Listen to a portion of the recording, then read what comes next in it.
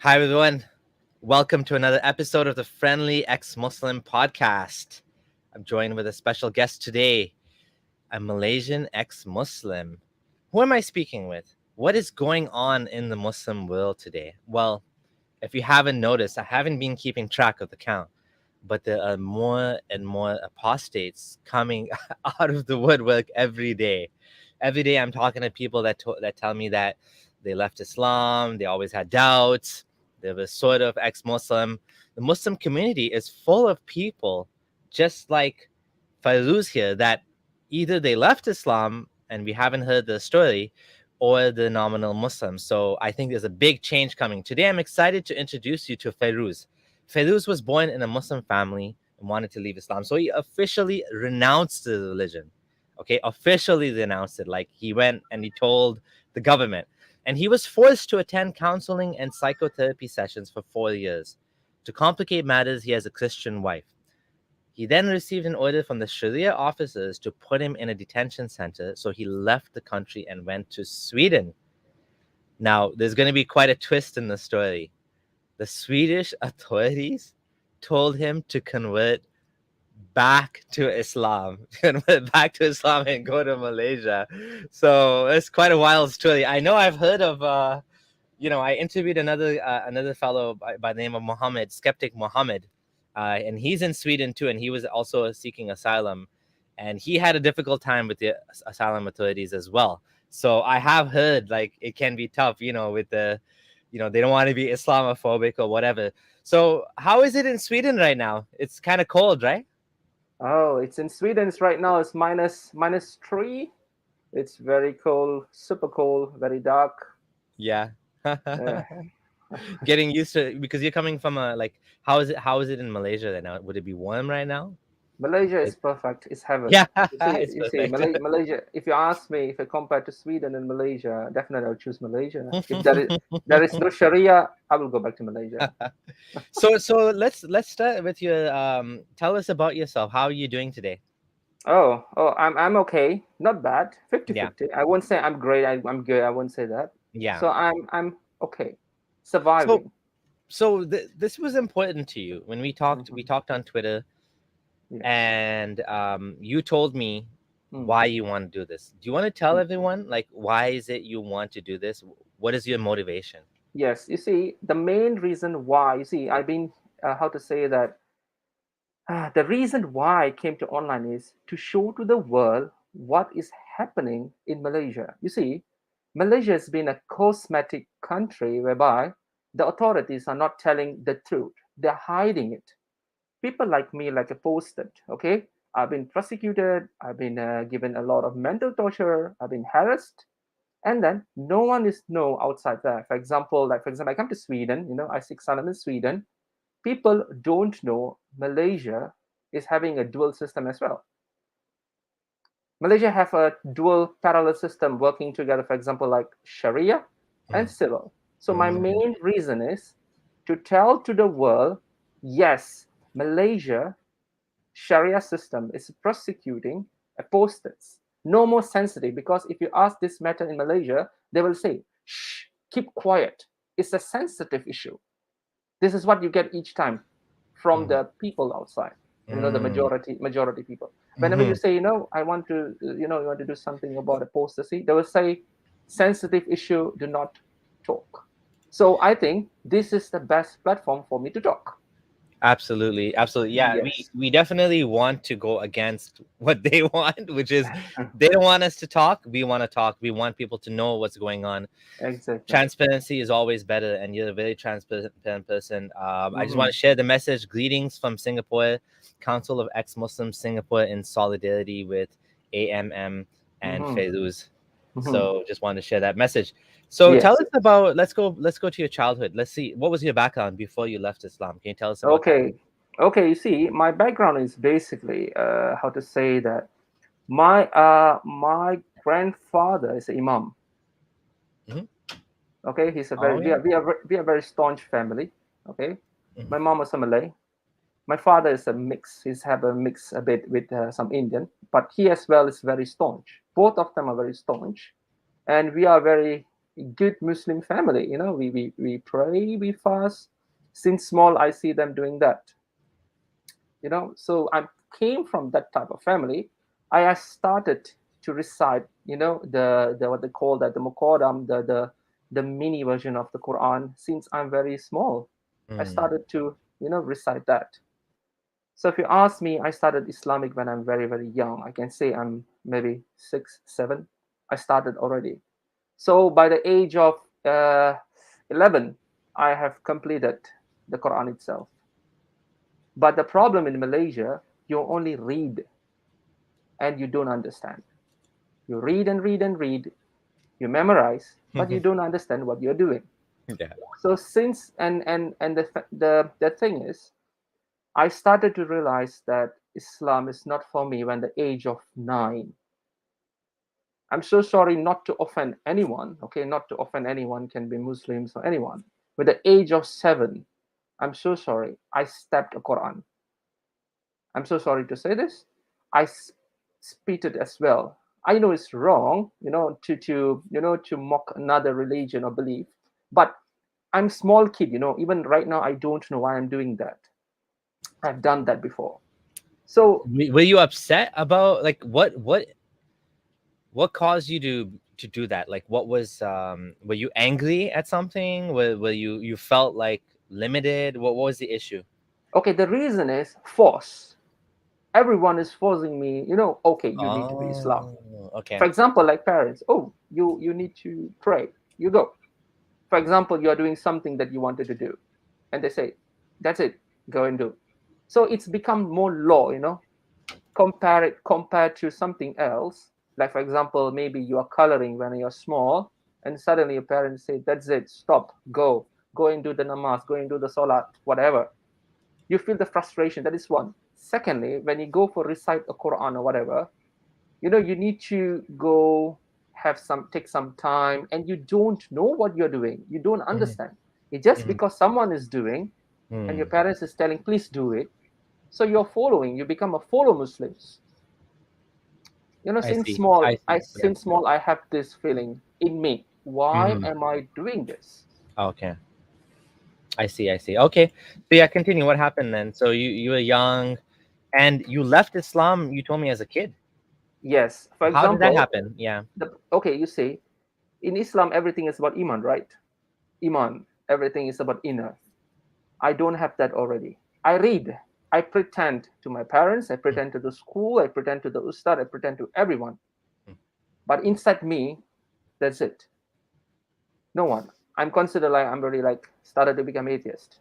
I have mm, no intention to become an Islam since I'm 9 years old.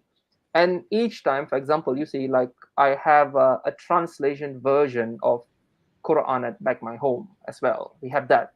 So we have in Malay version, we have in English, we have Hadith. When I read Hadith, I don't know what to say. All these things started to, like question me back. mm, What are you doing? Who is this person? Or what is this religion all about? You started to question by my since I'm 9 years old. I'm mhm. graduated in biotechnology. Oh yeah. So yes, so I'm more on science person. If you see me, like I'm more on science. And when I think about like what I have recited and everything, I really feel that it does not make sense. So basically, if you ask me why in the very early age when I'm a child, I started to take that decision. I have no idea at all until now. But I think that is the at the trigger point Mhm. that I'm here right now. Wow. So you were into science and you were seeing the hadith. So I guess most Muslims don't read hadith, right? How were you No, exposed to hadith? Did you read on your own? Was someone teaching you in the mosque or something? Where did that clash happen? you see, I told you like my grandfather was imam. Oh So yes, he yes. yes, so he have a collection of books of Sunnah, Hadith, and Quran. And you have others books as well, like apologetic books and some other things. But the Hadith was something that is looks very interesting. The cover looks very interesting for me that time. And then it's written that it's Hadith. So in Malay they say Hadith. So when I take this Hadith book and started to read, I started to feel confused. Like, what is the saying Al Bukhari? Why he say that? No, saying about Prophet, that and this, that. I don't want to mention anything sensitive. People might get offended. But this is the trigger point because the book is at my home itself, where I sleep. Oh yeah. Oh yeah. So you had access to it in your house because your father was an imam, and sorry, grandfather was an imam, Yes, and so this is when you got into a class. Did you ask anyone about your issues? Did you keep it to definitely. yourself? How Yeah, did they yeah. react? I asked to my in Malaysia we call him, we call him Ustaza. That is what we call in Malay. So Yeah. when I asked to my Ustad, I say, Ustad, why it's like this? It's written, and he said, get out of my class, stand outside. Oh wow. This is the reaction I get. Normally, when he looked at me, he said, this guy Fairuz is a troublemaker Yeah. in school. When it comes to, for example, we call that kelas agama, that is the religious teaching in Islam. When this guy comes in, he will throw a lot of questions. So what I will do, I will say, don't question me, sit behind. So this is how people started to um, think that I'm going out of the topic. For example, I read this hadith, teacher. It stated that Muhammad have two wives, example, or three wives. They are on the same bed. So what are they doing? It's because everything is written there very precisely. And the teacher will say, okay, that's it, stop it, you go and sit behind, I don't want to talk anything to you. So this is how I got this reaction. But the funniest part, in all of my examination, I got credit and more Yeah. in Islam. So So you did well. I did very, very well. I did Yeah. very well until the college. I went to college and university. I can say when it comes to the religious class, I'm the toppest. And my teacher always praised me. This guy is example, but they don't know what's in my iman is all about inside. Yeah. That's funny. Yeah. So what happened after that then? So after that, what happened is that when is this during my school time or after my school time? When I'm Yeah, 11 around years that old. time. Okay, Yeah. okay, 11 years old. So when I was like 11 years old, I started to have a lot of question in my mind, and then I started to not to go to the religious classes. And then my parents will send me to, for example, we have small mosque whereby you can recite the Quran. I started to not to go there. They will drop me, I'll just go somewhere else, and I'll just pretend that, okay, I completed this, I skipped that. But we call that, what is in Malay we say hatam, I have completed the Quran itself. Oh yeah. Yeah, And you then said you said it, right? yes, I finished it Quran, and then with officially I finished the Quran, and then they said, and my mother wants me to become an imam. That's funny. So she really like forced me. She said, you need to be example. You need to guide another Muslim, to Jannah. You need to go to the, bring them to, in Malay we call shurga. If you Yeah. go to shurga, bring them. You got a lot of, pahala. You got a lot of good things, good deeds. So this is what every day I listened from my mother. You need to do What that. what's You need to do Shrilga? this. Sorry, What's Shrilga? shurga means heaven. Oh, okay. Heaven. So Jannah. it's Jannah. Jannah. Yeah. You see, for example, like your parents is telling, do this, and Allah will give you strawberry. Ask with Allah, He give you ice cream. Oh, Ask to Allah, He give you one things. So you need to sit and ask. You are what they call a Jannah person, Ahli Shurga. It means you are a Jannah person. You are a mm-hmm. member of Jannah. How, you see, in that point of time, I asked my mom. I said, did you see Jannah? Where is that? Yeah. Where is that? How do I need to go there? And she said, don't question. So she came me, pop. Don't question. Don't question. Kenny, pop. That's it. We are afraid when we are small. We don't open the mouth, and that's it. So this thing is keep on going for a very long time, even though I'm, in Malaysia, we have a secondary school Yeah. onwards at 13 years until 17 years, So same thing, because another one, when you are getting adult, you started to learn a lot of things. Like me, I learned a lot of things in Islam. And another problem is, I can tell you another one. Yeah. Malaysian history itself is so confused Oh yeah. because Malaysia history is a beautiful history. We have a very good history. Okay, if you refer back, and I don't understand why suddenly there is Arabic history is coming in into our history. Yeah. I have no idea. And Yeah, then it's influence from the Islam, right? exactly, but the problem is how to say that it's too much for me. If you ask me, it means the history should be history, not more on religious teaching. Yeah, yeah. So two things. One is what you said earlier about when they promised Jannah, that Mm, parents tell kids, you'll get ice cream and strawberries and this yes. and that. When those kids get older, then the Mm, imam tells them you'll get hoodies and you'll yes. get sex, and it's funny. Exactly. It's just like kids growing up, and the religion is actually for basically infantile men, basically, Exactly. right? E- It's promising physical lusciousness, is promising wine, and is promising carpets, and mhm, like rivers that you could flow under, and couches of gold, and houses mhm, of silver and gold. So it's pretty funny. And what you said about the Arabic influence on Malaysia, mm, I do agree with you that Islam tends to come, mm, and depending on how religious it is, and depending mhm, on if it's a Salafis or the Wahhabis mhm. or the other sect or the other schools of thought, they tend to like kind of ruin the culture, take away the local traditions, take away the local Yes. dress, make Exactly. everything black. Sometimes even like Mm, niqab comes in mhm, Afghanistan. You have the burqa. mhm, In Iran, mhm, Iran used to be liberal. They used to have skirts, and they used to have mm, all the things. And then the Islamic Republic came, and it became all hijabs, officially government mhm. mandated. Now they're fighting for the rights to take off the hijab, right? Mm. I So tell you, when I think of yes. Malaysia, I don't think Mhm. of like Iran, but is it like that in all of Malaysia? Some of Malaysia, parts of it? Like how is it? How is this like thing happening in Malaysia? And You go ahead. see, Sorry. you see, if you take back the history, I don't know how many people know that. I'm a part of research as well. I research a lot of things, including Hmm. history. Yeah. Malaysia itself, the initial government is from Vijaya Atungan Varman. He is the one who initiated everything. This is in the few years back, year of 80 or BC something. So they were Hindu. The Malays was Hindu, and Hmm. then they became Buddhist, Hmm. and then there is a Islamization from Arabs, from the trades, Yeah. and then most of them converted. The Yeah. Sultan, we have Sultan. We have 14 states in Malaysia, Hmm.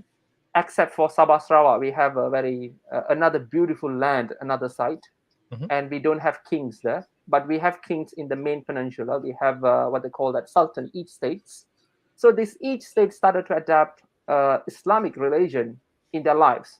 So if you see the history, they will say that Paramiswara have converted. Okay, the Paramiswara have converted. So from that, the history started become a Muslim. So I before see. that, yes, Yeah. before that, the It's always history political, isn't it? exactly. Before that, it was a Hindu Buddhist government was ruling Malaysia. If you check the history from Kataha is Kedah. It's a state they call Kataha in Hmm. Sanskrit. In the northern part, that is the initial of Malaysian government. They call that Kerajaan Lama.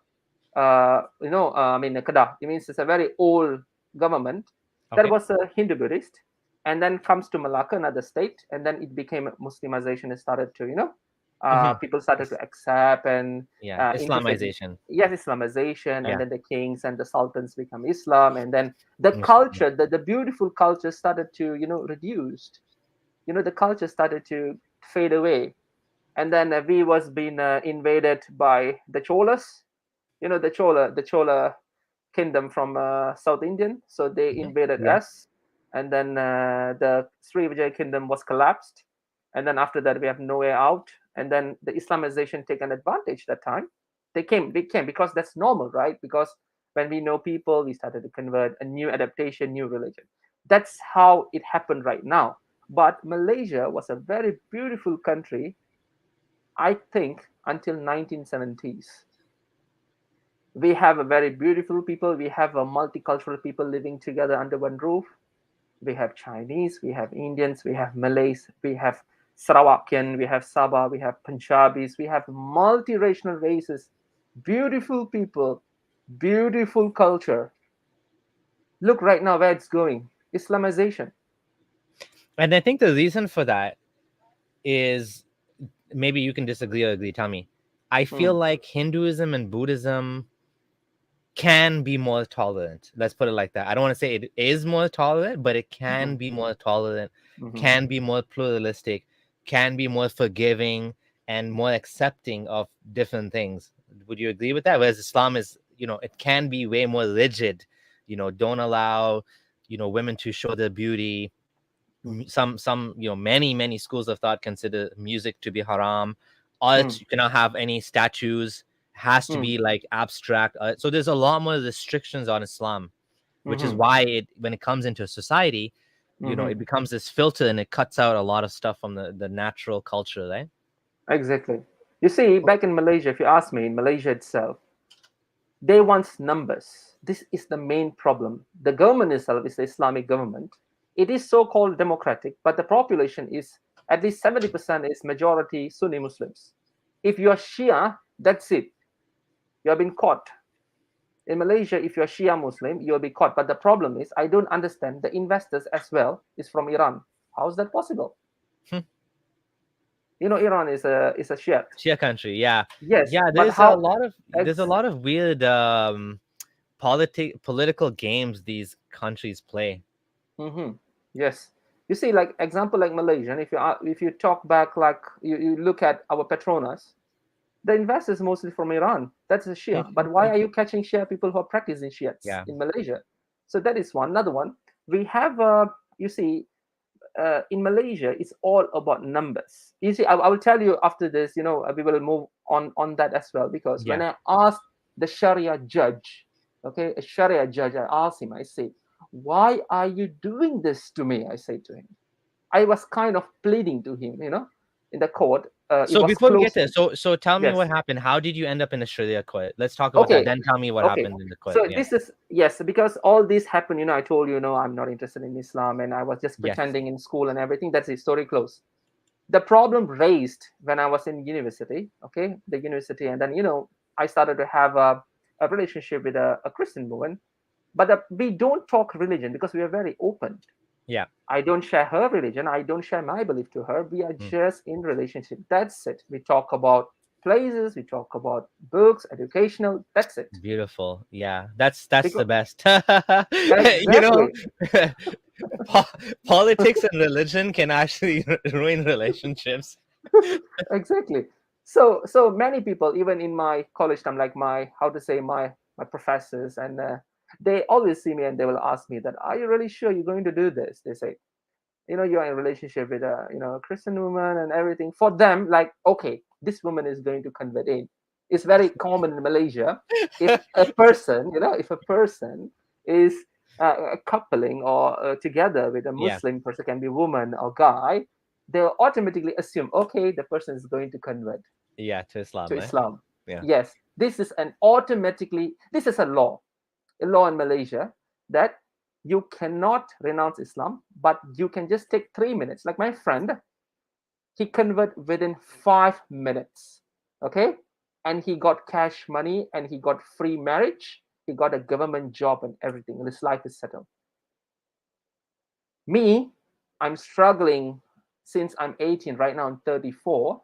I'm struggling until right now to renounce my religion. Imagine Yeah. that. That's why we have to talk about it. This is why we need to raise awareness, because it shouldn't be that way. It shouldn't Mm, like, whether or not you follow a religion should be as meaningless as the color of your hair, right? yes, Or exactly. as meaningless as the color of your skin, which shouldn't be relevant. It shouldn't be, right? Nowadays it is, but it Hmm. shouldn't be. It should be merit based, right? We treat people, we give them jobs because they can do the job, because Exactly. we want people that can do good. If you're having a surgery, you want that doctor to know how to do the surgery. You don't want him to be specifically a certain color. Oh, we hired him because he's in this ethnic minority. Okay, but he needs to be qualified, or she needs to be qualified. That's the most Yes. important thing, right? And whether, and over here we have a lot of this politics with identity politics. Over there you have Mm-hmm. this religious identity politics, Mm-hmm. which is just as bad, right? And so actually it's much worse because over there it's straight up discrimination.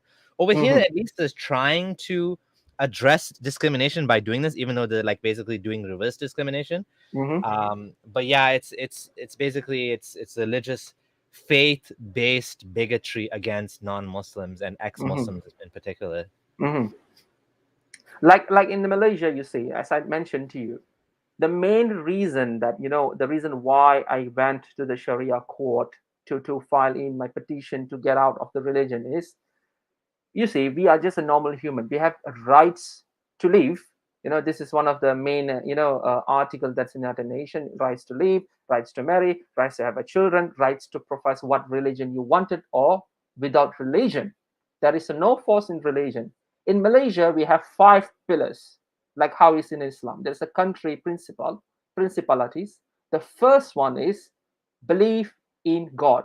In Malay, they say kepercayaan kepada Tuhan. It means you need to believe in God if you are a Malaysian. It's a compulsory. You cannot be an atheist for that. What if you were a deist? You believed in God, but you Hmm. didn't believe in Islam or Christianity or any religion. Would that be No, okay? No, no, no, that has no, to be no, no, Muslim, no, no. basically, or Christian. If for example, if you are born as, this is the category, okay? If you're born as Malay, it means your parents are Malay, or either ones are Malay. You are born as Malay Islam. There is no Malay Christian. There is no Malay, Malay Buddhist. Nothing. Hmm. Only Malay Islam. And we have other categories, for example, like Chinese Muslims, Indians Muslims, Singhs Muslims, all that in same category. But the problem is the people who get converted, the mualafs who get converted, they can exit out of the religion, but their children cannot do that. Oh. For example, if my father converted, for example, if my father is an Indian, example, he Yes. converted to Muslim, okay, and I born as a Islam, and my mom was a Malay, so I will follow Islam, and my mom is Malay, and my father can convert out to his initial religion, that is Hinduism, and I will be stuck in this Islam. That is the law. Oh, interesting. So once you convert, your family and your descendants are stuck Exactly. in Islam Yes. forever. Yes, that's why in Malaysia you can see how many hundreds of people right now they're suffering. I can just say that the case keep on going even though they are 60 years, 70 years. The case keep on going and going. It's not stopping. And I feel that this is what I need to expose, and the world need to know that Malaysia is a part of a country that persecutes all Mhm. this minority. I will include the posted Malays like me, like maybe same similar like me, and other people who are going out of the religion. And we have another category of minority, that is non-Muslims, that is like, for example, like Indians or some other races. That is different topic. Mm. I won't touch that because people know about non-Muslim much more very detailed.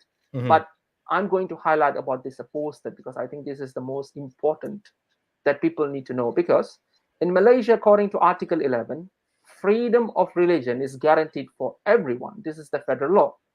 Okay, so it does not say that it's only applicable for uh, a Malay or it's applicable for Chinese or Indians. No, it's for everyone. Mhm. And the problem is, each states come with their own rulings stating that the Muslim, that the Malay or others Muslim who are in Islam cannot renounce Islam. You're born as a Islam, you die as a Islam, even Born though as a you like Muslim. it or not. Yes, Yeah. and yes, sorry, yes, please. Yeah, I was gonna say, yeah. I just want to say thank you to Al Jazairi one for the $5 donation. He had a question about the mask, or he was discussing the mask. Why do you wear a mask?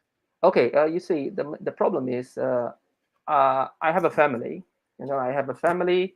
I have a kid. I have my wife. So if I expose my face, people know my face. Even the Malaysian government, they know my Mhm. face. People know Yeah. my face. Even I'm right now in Sweden, the embassy know my face. It's not safe for me. I'm so sorry. I wish to open this, but for you guys to save you all, like for us in Malaysia, I have to wear this for a while. Yeah. Let these things to resolve first, and then I will remove this out. I don't wish to wear this. I don't like to wear this. I Yeah. have no choice. I have one more comment to hello, my fellow Malay ex-Muslim. I am Bumin Putera, just like him. Yes, That's why I'm in Masala. yes. What is Bumiputra, Bumin just like Tera? Is that what does that mean? Bumiputra means the son of a soil. It means the land belong to us. It Son of means Malaysia is initially belongs. That's a wrong term actually. okay. Malaysia. This is for everyone. Let me clarify this. Okay, let it Yeah. go line. Okay. Malaysia belongs to orang-orang asli. That's it. Story short. That is the origins of Malaysia. The land belongs to them. Not belongs to Malay. Not belongs to Chinese, Indians. Nothing doing. Mm-hmm. We came, according to history, we came from Indonesia. We came from Thailand. We came from India. The initial people is Bumiputra, supposed to be the Okay, I see. aborigines. So Okay, I because of see. the Malay population is higher, so the Malays right now become a Bumiputra. It means they became the son of the soil. They have the rights on the Oh, land. okay, I if see. you if you are an Indian example or Chinese, you don't have the rights on the land. Yes, you can buy a land, but you cannot say the land belongs to you. The countries Oh, belongs to the Malay. interesting. Malaysia is a very, sorry to say, Malaysia is a very racist country. If you Google it, Yeah. very, very racist. I'm so sorry, very, very racist. Like me as a Malay, I can say Malaysian is freaking racist. Yeah, I guess. Well, and I mean, we have issues here in Canada too, where we have this problem with the treatment of the Aboriginals, and we're trying to fix that. And there was residential schools Mm, and a lot of abuse that happened to the Aboriginal Canadians. mhm, But for like when you come to Canada today, mhm. you are just as Canadian as anyone else. Like you have you're exactly the same in every way. You can vote, you can buy land, you can own Uh-huh. land, you can buy businesses. There's no second class citizen if you're Oh, like an okay. immigrant, right? If you become a citizen, you're a Mm. citizen. That's it, right? Okay. In Malaysia, Yeah. no, it does not work that way. In Malaysia, Oh. yes, no, we are, how to say that, the Malay are always the first class citizens. The Mm-hmm. others, the others is the Chinese, Indians, Yep. and others, they became the second class citizens. So it means we will pay lesser. For example, we want to take a bank loan, we have more discount. We want to buy a house, we get more discount. We get easily to go to university. We get easily to go get a government job. Do We you get pay different taxes than No, them, or we don't have that. No, there's it no only taxes? only that thing they never implemented. Oh, okay. Only that matter, the Interesting. taxes are not being implemented. Other than that, they're doing it in other things. For example, Okay. like if you are son of soil, like he has like Bumiputra. If you are a Yeah. Bumiputra, you get like, for example, like 6% of discount from your initial home loan. Whereas if you are a Chinese, you have to pay 6%, a normal actual rate. And these things really, if you ask me, this is a very pure discrimination Mm. as a citizen of Malaysia. You see, when it comes to Sweden, you see, people are treating me like Swede right now. Yeah, This when I speak in Swedish a little bit, and Swedish people are very beautiful people. They're very nice people. They say, yeah, "Oh, yeah, yeah," they'll say this. "Oh, du kan svensk. You can speak Swedish. Do welcome till Sverige." They say, yeah, "Welcome to Sweden." yeah, And this is how it's very nice to listen. They treat us equally. But when come to Malaysia, yeah. they will say, I'm so sorry, like Malay, we will say, the Indians, they say, you are drunk, and the Chinese, they say, you're pig. Mhm. Wow. I'm being very transparent. Okay, this is Yeah, what yeah, yeah, yeah. we are I going understand. I through. mean, Sweden. The reason I'm smiling is one of the most like egalitarian countries in the world. Like it's like way out there in terms of like the Mm, rights towards people, and mm, even like when you have a baby, they like mm. you have so many benefits over there that you Yes, probably yes, even yes, Canadian benefits are less than Swedish benefits. yes, yes. So that's disappointing. I mean, about the racism and stuff, but that's definitely something that over time hopefully will get less and less. There's a question for Mm. you, a super chat. Thank you, Stop Scamming Man, for your £10 donation. When Maratha said it would be just to murder millions of French in revenge for colonialism, though Muslims are too nice to do it, I didn't hear an outcry by Malaysians. Did you see any reaction? Do you know what he's talking about? Do you know this incident? No, no, I have no idea regarding this guy. Okay, But okay, I know, yeah. So no. go ahead. Do you want to say something? Yes, because Mahathir is our prime. He became prime minister twice, and yes, he blundered a lot of things, being very, very practical. He is the father of racist. I'm so sorry to say this. Yeah.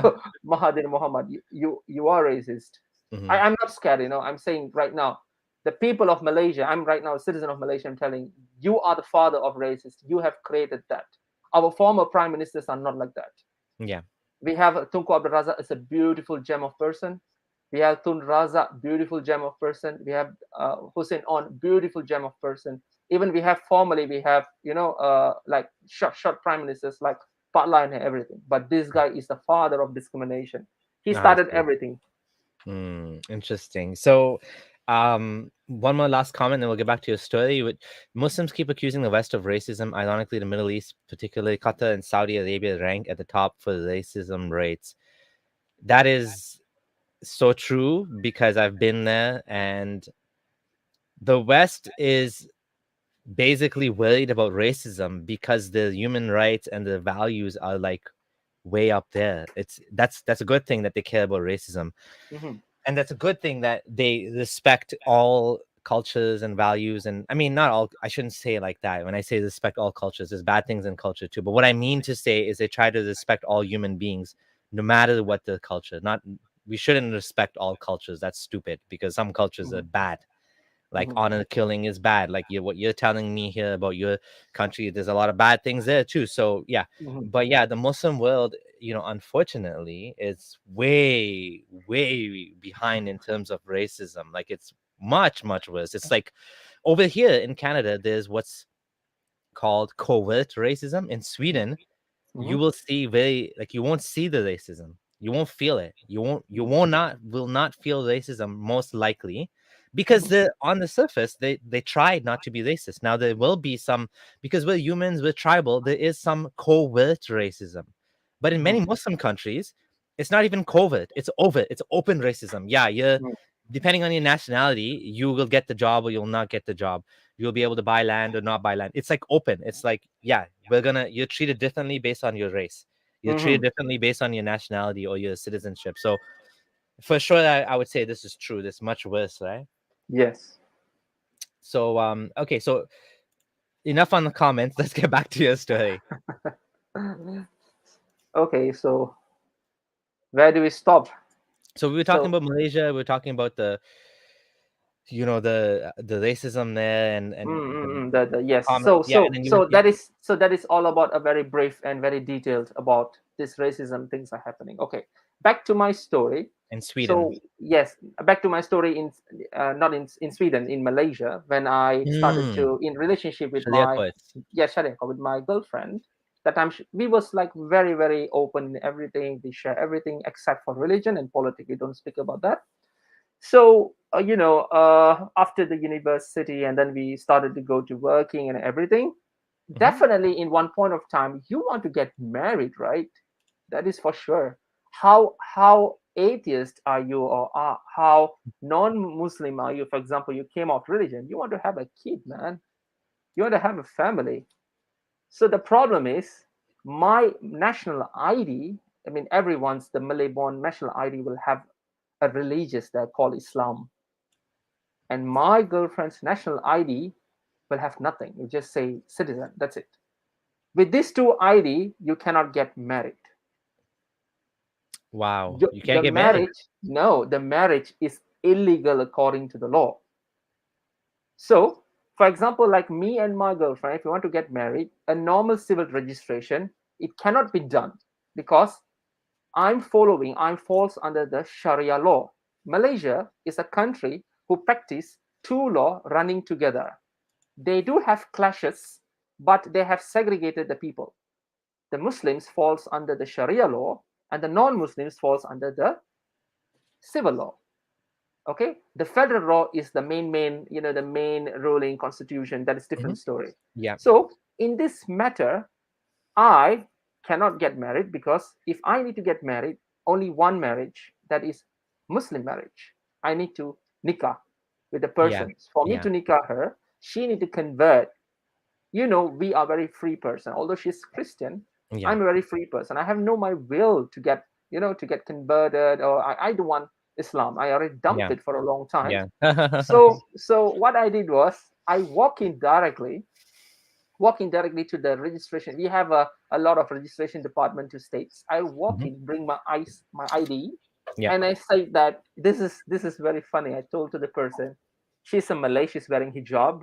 This is very sensitive. This is what they say, sensitive issue. I bring my ID card and I show to her. I say, she said, what do you want? Do you want to change? Do you have a problem with your chip? I say, no. The problem is me. She looked at me. She, what is happening? I said, the problem is I don't want to be in Islam. I Yeah. said in Malay, I said, I don't want to be in Islam. She looked at me like zombie. She there is a sound from her. Huh? You want to go out of the religion? She said.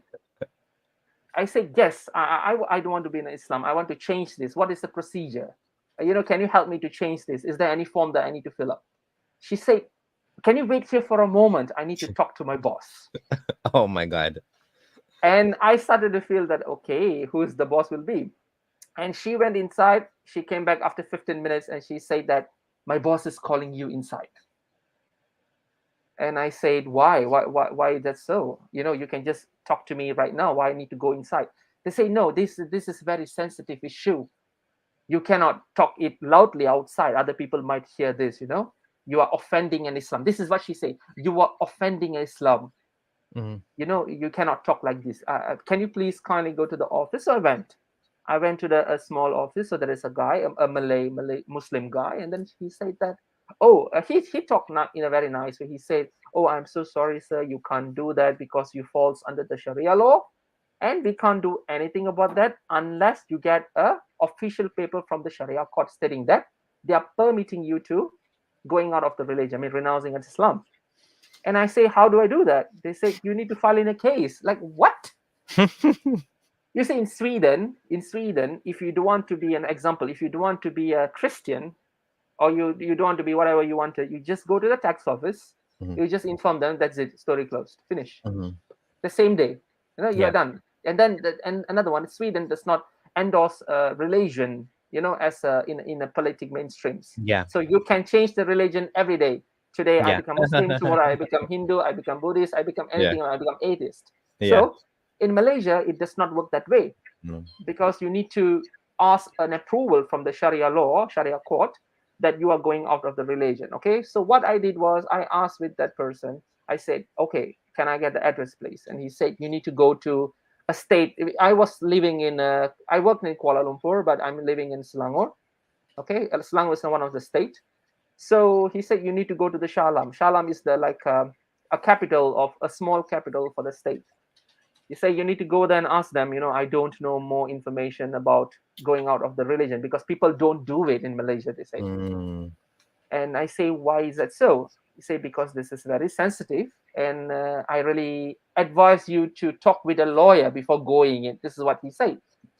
So when he Talk to a said that, lawyer. Oh yes, wow. talk to lawyer before going there. So what I did was I contacted few of the lawyers.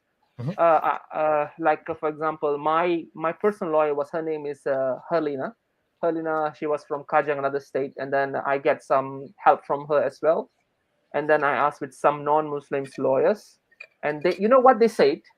This is in 2009. They said this: Fairuz, get out of this country, migrate to Australia if you can. This is what they say to me. Yeah. Before I initiate anything, they say, migrate to Australia, get your life, don't waste your time. Mm. And that time I was young. I was 20. I was 22, and I was like, I just want to do it, man. I want to get out of this religion. I want to be an atheist, man. I Yeah. don't care about anything. I just want to be who am I. I can tell to Okay. people. I can tell people I don't believe I have done Islam. I have a family or whatever. So this is what I wanted to do. This is who am I. I want to be transparent. I want to become a dual person. In Malaysia, you become a dual person. Yeah. Outside, you become an Islam. Suddenly, you become Islam because you're afraid. You can't say I'm an atheist. You cannot say I'm a Christian or whatever. Yeah. Because when you say that, people look at you again like zombie. They ask a lot of questions.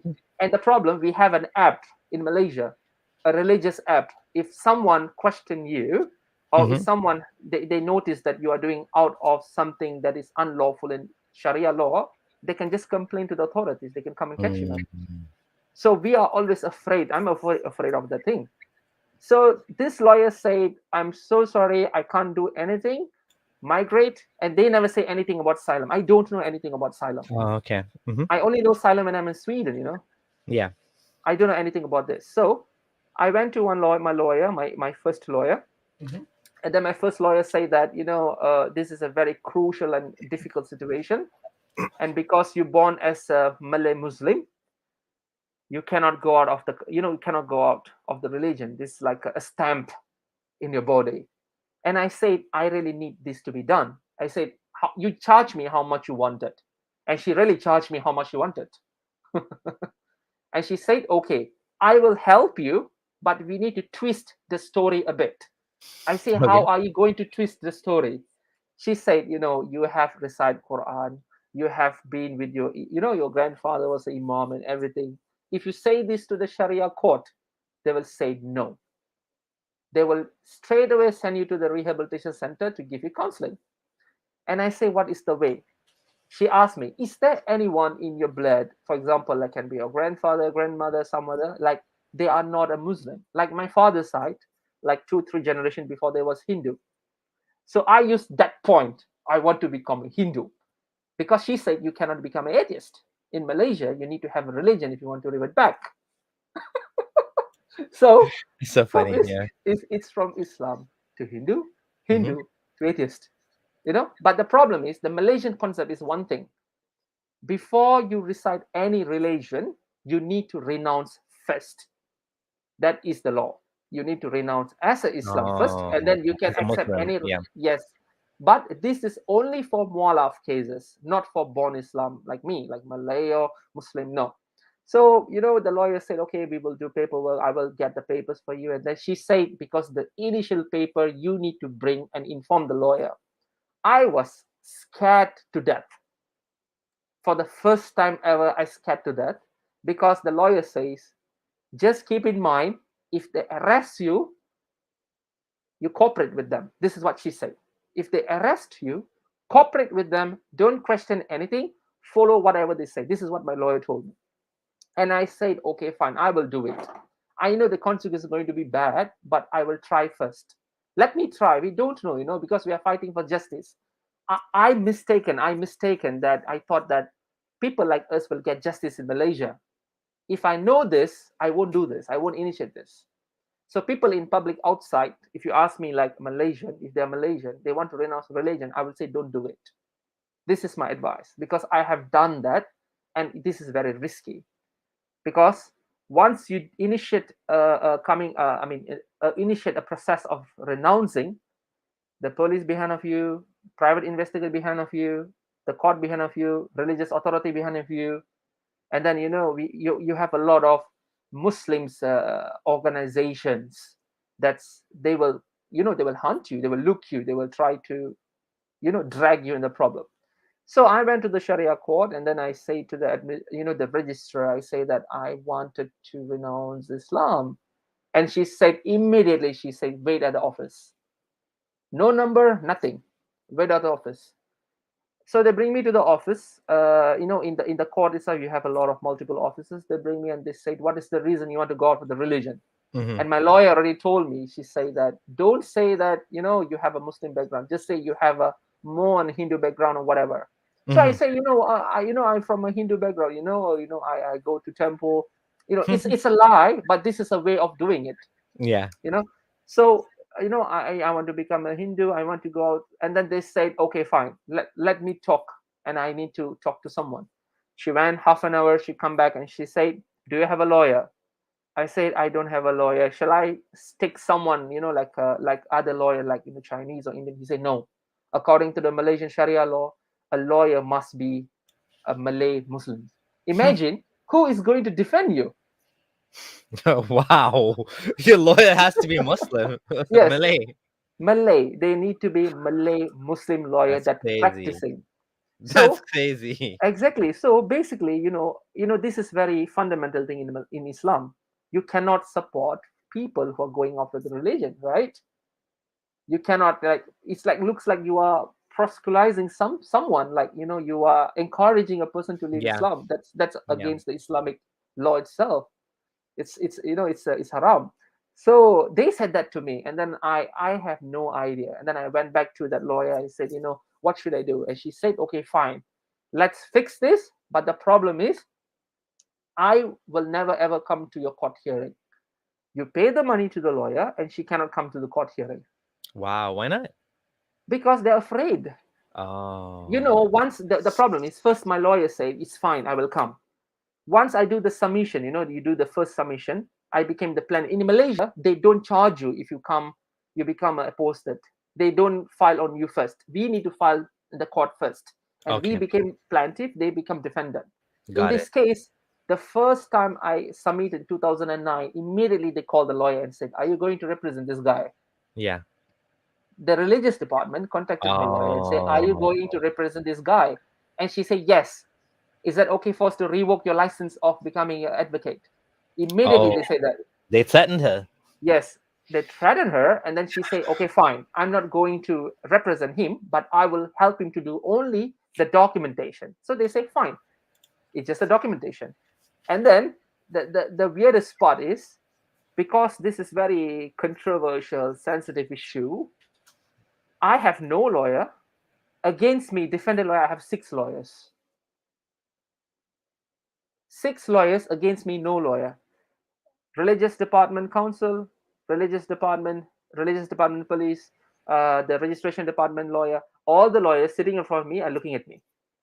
And they ask me, don't you have a lawyer? I say, I don't have a lawyer. Yeah, My lawyer can't represent me.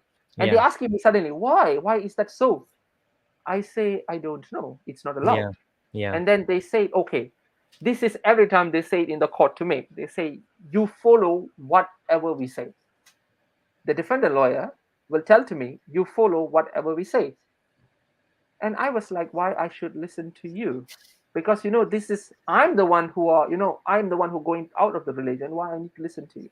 They say this is what they say to me. This is Malaysia. This is a Muslim country.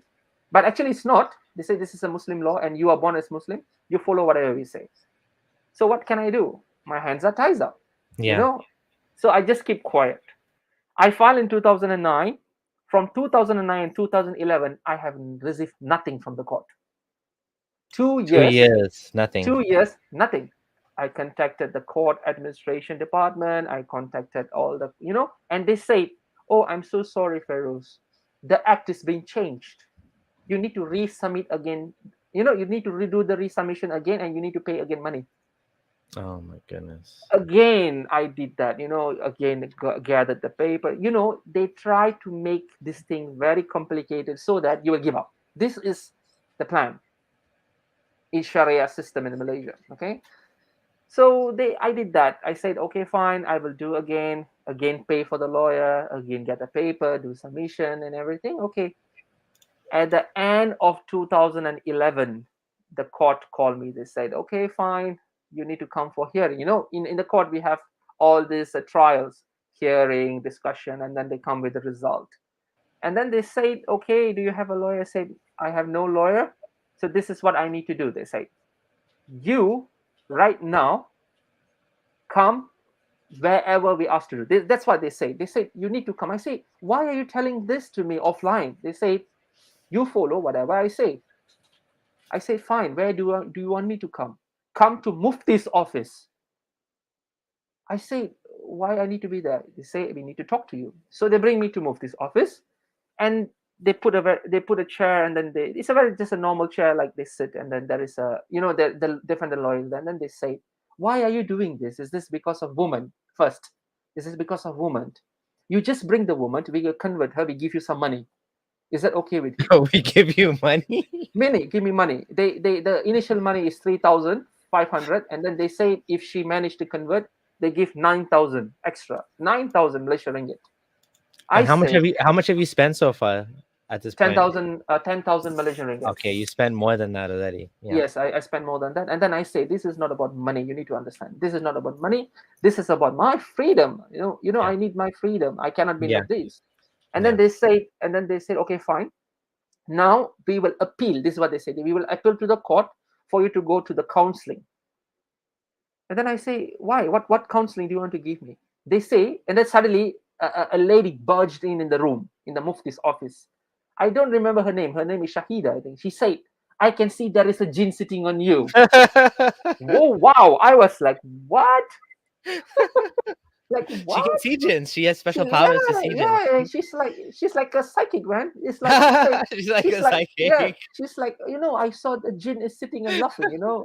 I was like, what are you talking about? Like, we are talking something else, and you Yeah. burst in and you say there is a jinn, and then they say we need, in the Malay term we call that a perubatan Islam. It means it's a Islamic medicational treatment that they use all these ustads to recite some things Oh, to take out. Ruqya. Yes. Yes. They do Yeah. all these funny kind of things. I don't know how it works, how effective it will be. And she said this to me. She said, I can see this jinn wants to confuse you from your Islamic faith. So we have a special treatment that we need to go. So you need to follow me to another place. Oh, wow. They are doing roadshow with me. Seriously, they're doing like a roadshow to me, and then I said, you see, I can't do this. I have work to do. I need to go to my office. I got things to do. If you want to do all this, we fix another appointment. And she said this to me: the more you give the time to the jinn replicates. According to Like our body, bacteria. yes, the bacteria, replicates. So this jinn replicates. And she said, you need to come quickly to this place. And I said, fine, let's make it next week, I said. And she said, you need to come next week. This is all offline, okay? And then I never make it next week. I never went. Because this is not something from the court itself, The court does not say that I need to do this. This is a So Mufti's office. this is Mufti's office. And So then Mufti's office is full of jinns, apparently. I think so, man. Just saying. I think so. Just The saying. living jinns. But do you know You in you Malay? would Do think you know? Mufti's office is blessed place, lots of barakah, lots of angels. No. No, There's jinns in there. seriously, I've been there. You see, I've been there. It's just I can't see anything dodgy. I can see people doing rituals sometimes outside. People. It's very common in Malaysia. They're doing something.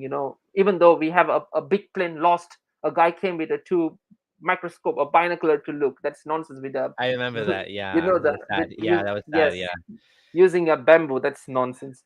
yeah. So the thing is, under the Mufti's office below that there is a religious department's police.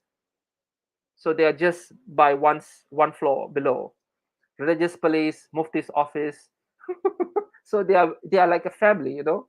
So they said, okay, you just come back here, and I say I would. I say that I will see first how, and then I got second calling from the court, and the court says that the judge asked me that why you want to come out of the religion. I say that I feel that Islam is not for me, and he said that okay, fine, Islam is not for you, but again he said you need to follow whatever we say.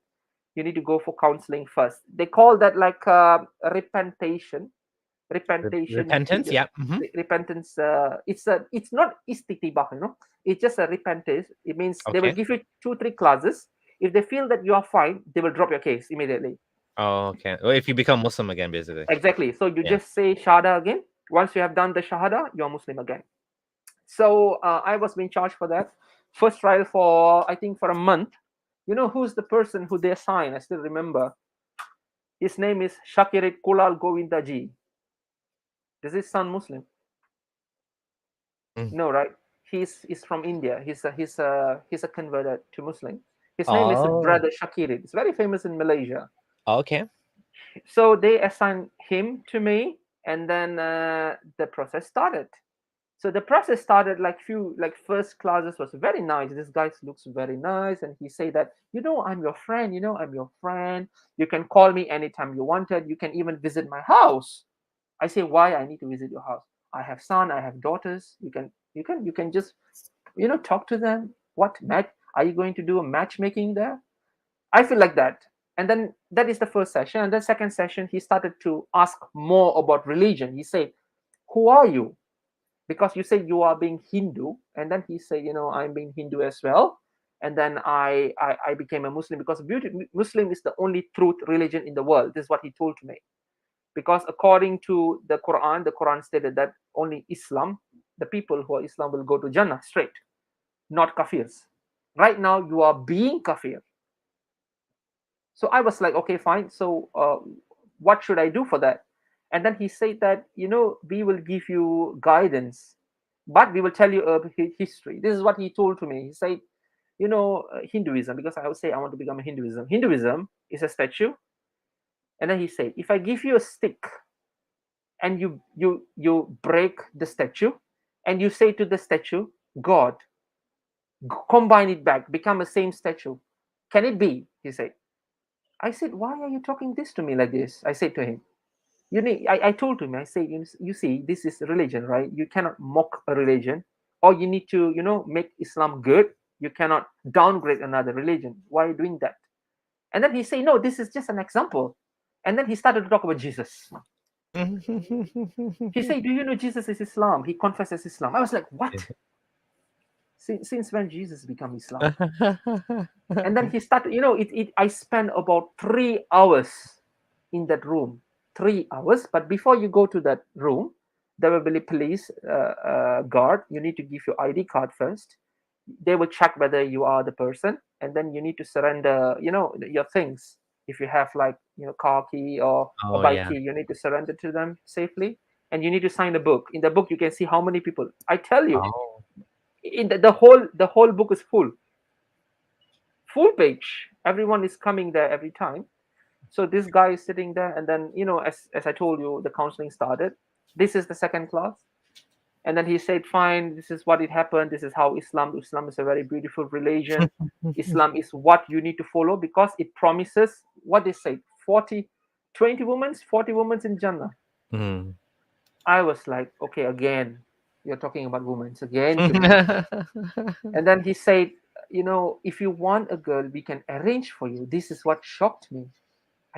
I said, I don't get you. What do you mean? He said, if you are becoming apostate, if this is because of woman, we can give you a woman. We have a lot of program that we can recommend. We give you woman. We give you money. How much you need? I said, I don't need the money. You just tell me a figure, 50,000 Malaysian ringgit. I said, no, I'm not going to take any money from you. And then he said, do you need a further education? Like, in government sectors, I can give you if you want. I said, I don't want. You can you see that he's just a normal person, a preacher, who have all this authority, okay, to change a person's life. So it means you accept Islam, I will give you money.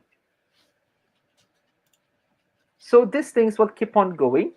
Yeah, it's just to point out one thing quickly. Yes.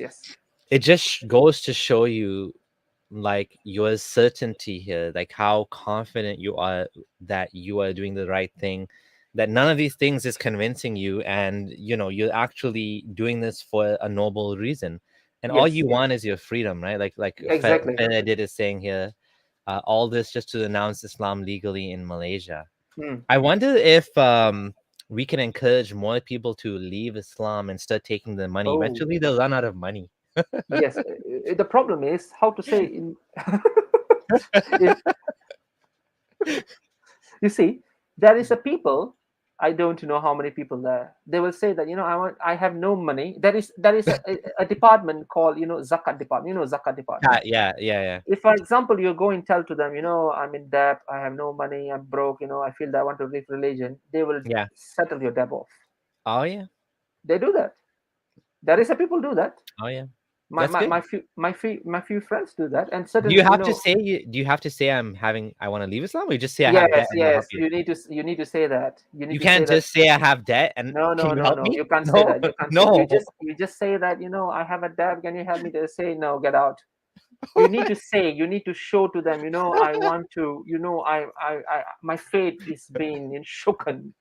I don't want to become an Islam. So This is like my experience of calling the phone companies. Listen, I'm gonna leave the company now if you don't give me a better deal. Okay, we'll give you 20% off. Exactly. For how long? For 1 year? No, not good enough. I'm really mad. I'm gonna change companies. Okay, we'll give you 20% off forever. Okay, I'll keep. Exactly. It looks like that customer service, whenever you're not satisfied, you ask for more. So people, I think people are misusing it, as definitely. But the catch is just go and say, I want to come out of religion, but prepared for the consequences as well. Yeah, it could be bad, right? it can be bad. It's not all the person are the same, and your Yeah. luck, your time, and everything. Yeah. So, and then they say that, this guy looks very tough. For the next class, there will be they invite a tahfiz guy. Tahfiz is, Hafiz. Yeah, Hafiz. Yeah. yes, tahfiz. So the strange is, I went again, another week. I went again. So this time it's very very tough.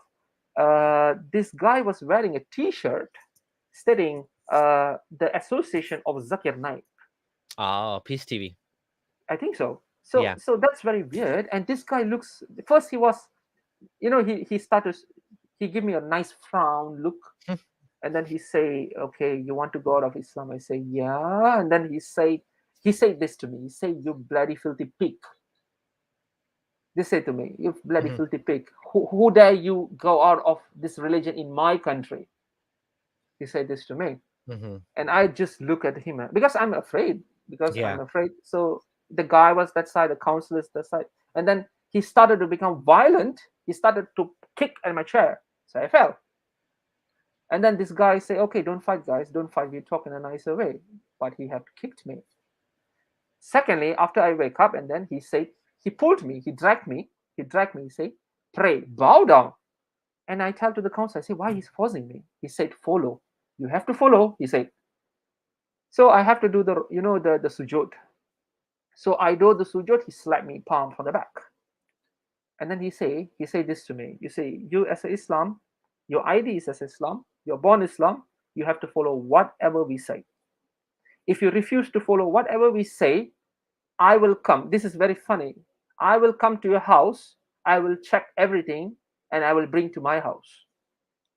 Why you want to bring me to your house? You can see how to say that this is what they do. If they feel that you are not an Islam, they can do whatever they want to. You are very vulnerable, Yeah. because the law is favoring them. The Yeah. Islamic law is favoring them. And the problem is, if I go to the civil law or federal law and say people are doing this to me, definitely they will check at my ID and I fall under Sharia. They will say, "Go back to the Sharia law." They Mm. kick me out. This is basically the fascist system is enabling religious abuse. Yes. Yeah.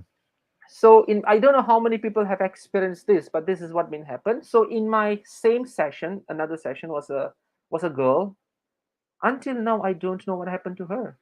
She's like unreachable. We have missing, and then there is like a friend mine. She commits suicide. This is true. She She cannot committed take it. suicide. She commits Oh, suicide yeah. because of the pressure from the Sharia law not to, she cannot become a non-Muslim. So she just drink poison and die just because of religion. Certain went for, like a deep trauma. So all these are happening in Malaysia. And then come back to my story, and then they said, "Okay, fine. This session need to be very detailed after this." They say, "Fairuz, you listen to me. You need to follow whatever we say, and please do not tell this outside." So they started off by being nice, offering you money and Yes, women yes, yes. as and then when you didn't agree with that, then basically They use as black, force. yeah, so black is like Black Angel was saying, they put like money and women at the same level, like potato, like Mm, giving you a potato or something, like that's how they're treating women. And then if you didn't accept that, then the next thing is abuse, violence, yes, yes, intimidation, and this is like basically state mm, sanctioned violence. The yes. State government is section, allowing exactly. you, yeah. And And another, then yeah, go sorry, ahead, yeah. go ahead, sorry, go ahead, yeah. Another one, because they threatened me, that they say, you see, each state have different type of law for apostate.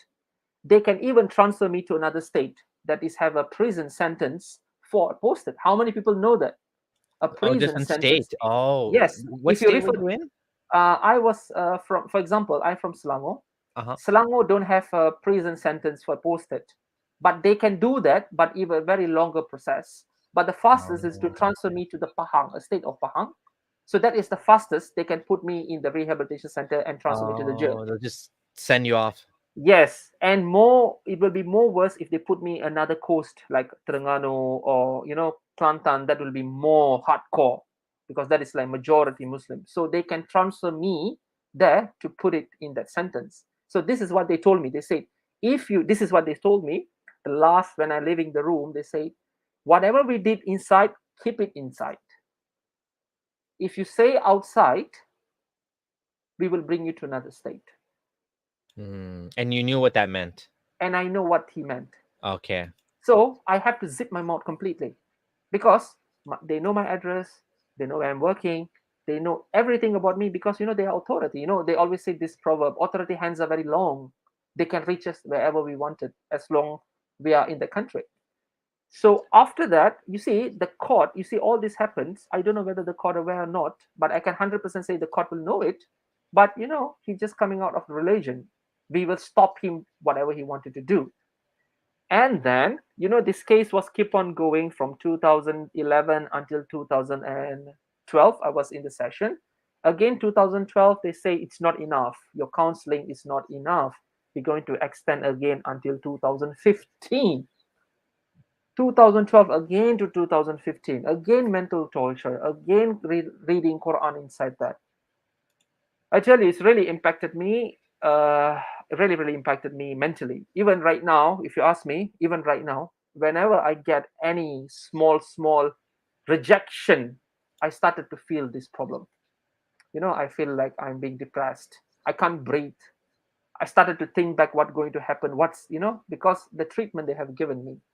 This is what is happening, in Malaysia. Islam is doing this, but who are there to listen? No one is there to listen. People don't know because it's been covered up. Yeah. I want to ask you about your parents. Were your Yes. parents involved at all? Did they know about this? Were they putting Yes. pressure? Were they putting pressure on you? Was pressure put on them? What happened to your parents? Yes. You see, I remember I told you that, I was in college and everything. So they happens to find out that I became atheist. But they was in a different perspective. They thought that I'm becoming a Christian because I'm following a Christian girl. But actually, that's not true. So what happened? My father, my dad, and then some of the people, they whacked me in the public using some wood and metals. They took some motorbike helmets and then they whacked me in the middle of the road. And people came. They asked like, why are you beating this guy? And then they said this is a Islamic family relation problem. Don't involve. So Stay out of they it. in the public they beat me. Yeah. My father beat me in the public, stating that Oh. he say I'm an infidel, so he beat me. And then I have to run away. I ran away, managed to run away, and then we started to go in hiding. In Malaysia, I was living as a hiding. So how is Oh. that? How it is that, Liz? For example, all my official letter will go to my renting house. Example, but I wouldn't be living there. I live another place. Oh, okay. This is to save myself, because we never know, anyone can arrest you. But I did ask my friend who are living there. The religious authority did come and visit.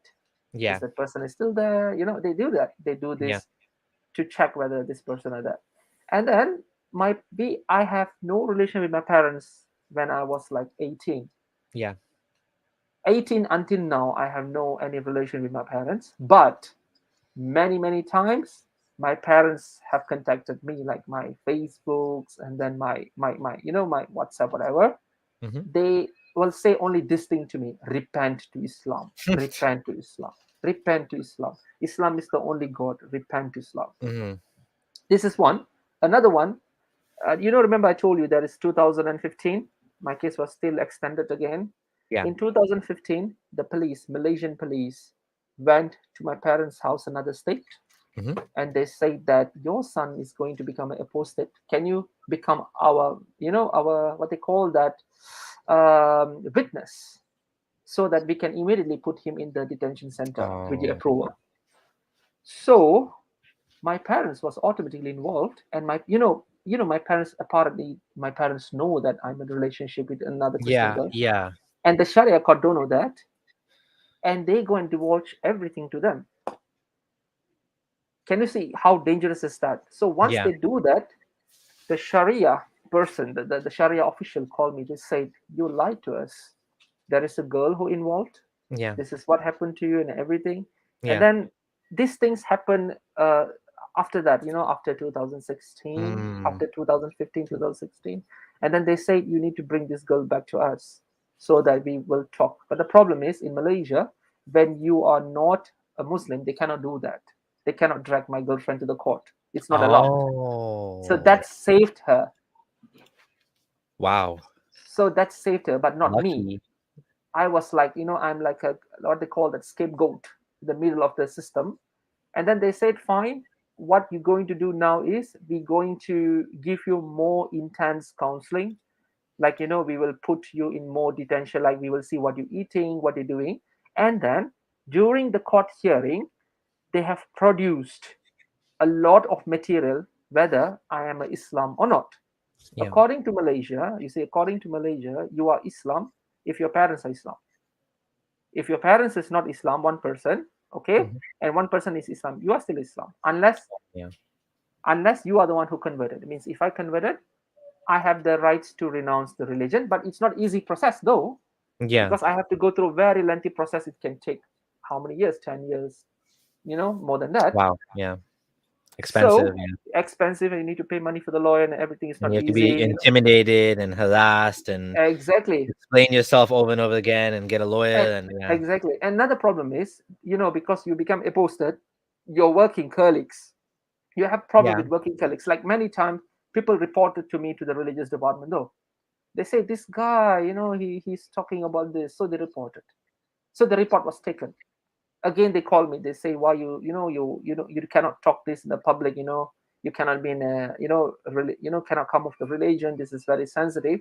And then I noticed one thing from them. They started to change, because first in Malaysia, for coming of religion, it is criminal act, yes, but they cannot charge you immediately. They will do it slowly.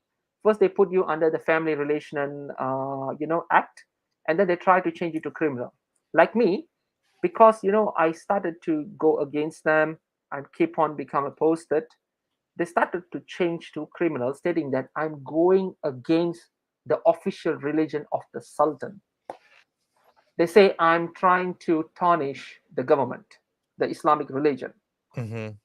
So they started to drag this case. They tried to drag. They called me to the rehabilitation center, and then they say we're going to put you in a place called a Kuala Kububaro detention center for 6 months. And then remember, I told you the lady, the Jin lady, Yes. she came in again, and then she said that I can see before you have one Jin, and right now you have three Jins more. They And multiplied. they multiplied, and then they said we need to bring you to the classes, and to do this, all these things. I don't know what they're going to do, maybe rituals. And they started to arrange all these treatments for me. And my parents, one side, they're starting to harass me. And that is the time I was seeking a way for me to exit out of this problem. Yeah. What should I do? Because I can't take it anymore. It's not about money, it's about a basic thing. Because the private investigator have submitted in the court, which shop do I eat, who am I with, where do I live. So it means there is a spy who's spying me every time. I see. I see. Yeah. So there's someone following you around. Sorry, my camera Exactly. just died, but I'm still here. Okay, okay. So someone's following you around and basically watching what you're eating, what you're doing, and this is all Exactly. because you want to leave Islam. Yes, and then during the fasting, yes, during the fasting also I don't fast. So they know that as well, and then they say you're not fasting. I say, how do you know that? And then they say we have a PI, the personal investigator behind you every time wherever you go, we know. And then I text my girlfriend. I said, I think we need to be very careful, and things are not working accordingly as how it's supposed to go. Mhm. And my parents is very very strict in this matter as well. They really cooperated with the relation, with the religious department. They didn't help my you at all. my Yeah. parents already told to the religious department. They said you can just put me in prison anytime, no problem. You can kill them with the name of Islam, I'm okay. Kill them, kill him off. Wow. They actually said you can They execute say him. that, yes, they say to the religious, the Police. officer, they Yeah. say you can even execute him in the name of Islam, is fine. Because he's become murtad. That's not good. That's very that's heartbreaking. That's so sad that Oh, that's your very own sad. parents would say such a thing. I mean, we've all, we all need our parents in our lives. We need it's difficult because they, they play a certain role. And I was in a relationship with my parent. I mean, my mom's still alive, but my dad until he died, and I was in my 30s and I still talk to him. And You see, so it's just like, it's heartbreaking when you lose that connection all over a religion, right? All over you exactly, just just wanting because to of religion. be Yes, all because you just want to just follow your heart. And it's not like Yes, you have a choice, it's not like you have a choice. You just don't believe. You didn't choose to exactly. disbelieve. You can't believe if you don't believe. It's like someone tells you to believe in a flying spaghetti monster. How do You we can't believe that, you right? can't you can't believe it. You Mm. have to be you have to be convinced. And if you're not convinced, you're not convinced. That's simple, right? Exactly. So that's why even I told to my parents, I say that, before I'm splitting up, I say that this is who am I. Yeah. I cannot keep on becoming fake. I become, how to say, fake Muslim. I become Yeah. a fake Muslim in front of people. At the Yeah. end of the day, it's going to cost me. It's my life. And then, the case was keep on drag. And one point of time, they give a statement. They said, okay, fine. We got a statement. You're going to the rehabilitation center. I say, how many months? 6 months. And they say, you can't leave the state. I say, which state? They say, you don't leave any state because, you are in, because I'm from Selangor. So I need to go to the Selangor Rehabilitation Center. I cannot go to Negeri Sembilan Rehabilitation Center. It won't work. So they say, you need to be in Selangor. You cannot cross country. And then I say, fine. When is the time? December 2017. This is your time. You need to go inside. You know what I did? I just ran to the airport. I told to my girlfriend, I said, you need to get out as well because they already started to know you. So Yeah. I ran to the airport just like that with my two bags. That's it. I don't know what I'm doing. I'm just fear, because they have said that you need to come. Yeah. This is what they will do. First, once the order is been granted or they already make a decision, they no need to wait for the court. They can just do it whatever they wanted. Yeah. Once they say you need to come, so you need to go. Yeah. First, they told to me, we will freeze your bank account. Oh, jeez. You are not allowed to work. Okay, you need to come to a summit. We will give you allowance. They will give allowance. How many days you stay, they will give allowance. Once we feel, this is what he said, if we feel you are satisfied because you are tarnishing the purity of the Islam, that's what they said. You are tarnishing the purity of Islam. So until you repent, you will go through all these processes. So it means there is no limitation, there is no mechanism. And then they say that, you need to be here, report to us, this is what we do, this is where you go. And I started to think that that's it, I need to get out of this country right now. And the problem is, I don't know how I need to get out because I don't have my passport. I don't have anything. I Oh, don't know my passport has been, can be used. But the good thing is, I cooperated with them. I said, okay, I'm sorry, I will follow you. yeah. I know this is I will follow whatever you say. So they feel, okay, this guy is going to repent. You understand? So this guy is going to repent. He's cooperating with He's me. finally he's finally Yes, yes, realized he has no yes, choice. Yeah. yes. So this is the tool that started to escape. I went to my passport department. I checked my status, and they say my passport. I can get my passport. I can use my passport to fly out. No blacklist, nothing. That is positive thing happened to me. That is the most luckiest thing that happened to me. I just bring the passport, go to the Kuala Lumpur airport because I don't know where I need to go. I Yeah, only where did have you go? I don't know. Yeah. I have no idea. I need to go to Sweden. You know who chose me Sweden? The guy who was in the counter chose me to Sweden. I never choose to Sweden. No. Wow. I just take the money that I have in my pocket. I just put it on top. I say, get me ticket anywhere. As long, I want to go out. I want to go out. And then he says, so where you want to travel and everything? I say, I don't know. This is money I have. I want to get out of this place. I need to go somewhere. So he bought for me a ticket to Sweden, the guy. I never chose Sweden, no. He bought to Sweden. He say, oh, Sweden looks cheaper. We have a promotion, I think you can take this. Because it's dark. December is dark in Sweden. It's snowy. So it's Oh. the ticket price goes down. So you say, why not you go to Sweden? I say, fine. Do I need visa? No, Yeah. your passport, you can go there.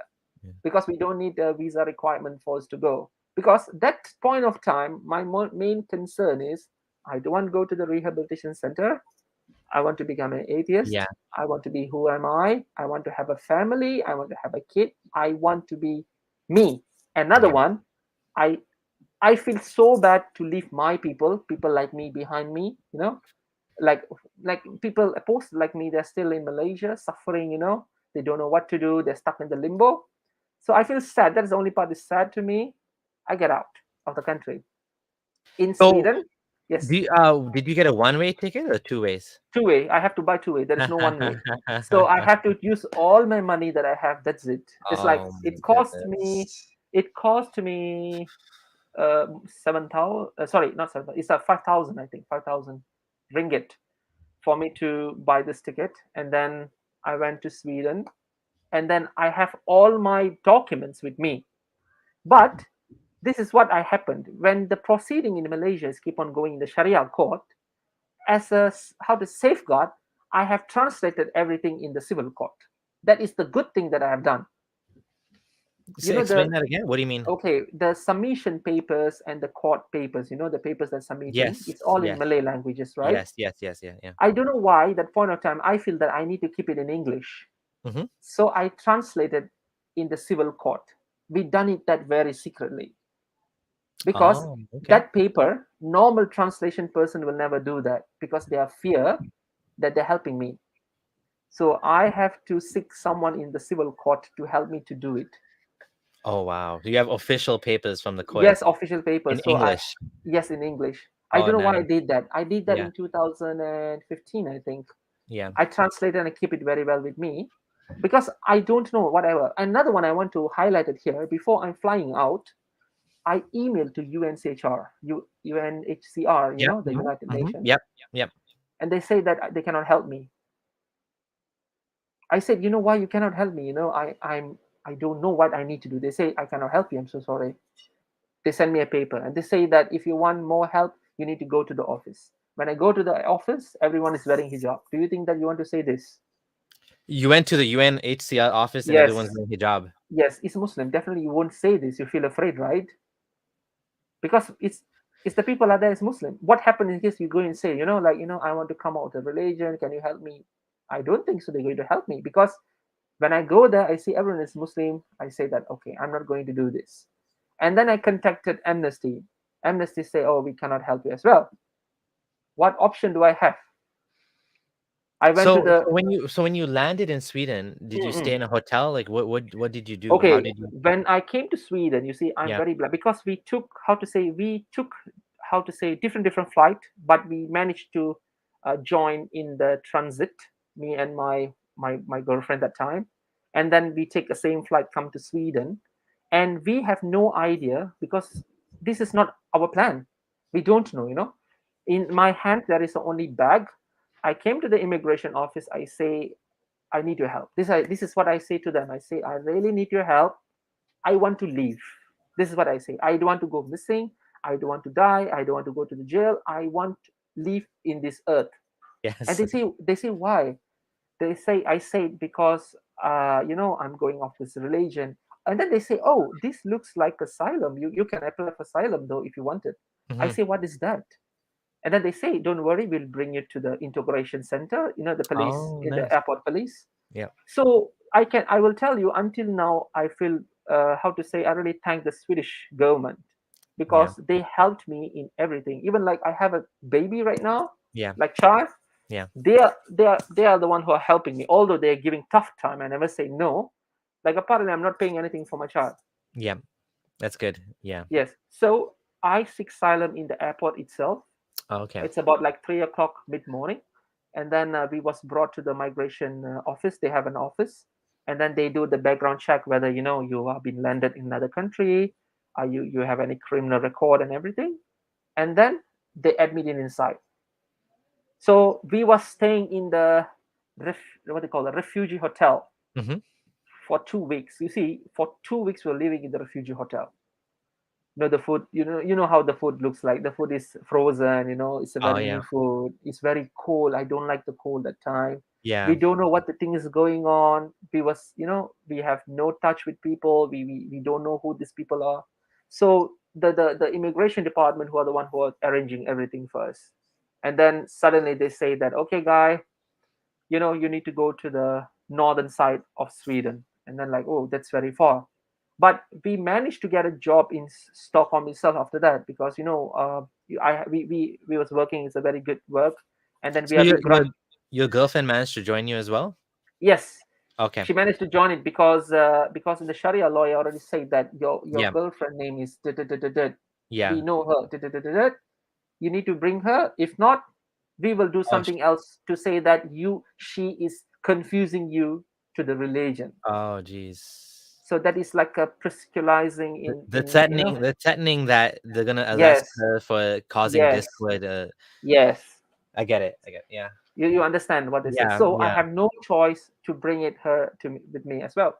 Hmm. So we came here, this asylum, and then when is that? 2017. Now it's 2021. So our case, the problem in Sweden is, the problem in Sweden is they cannot differentiate Sharia law, civil law. For them, is everything is one law. Yeah.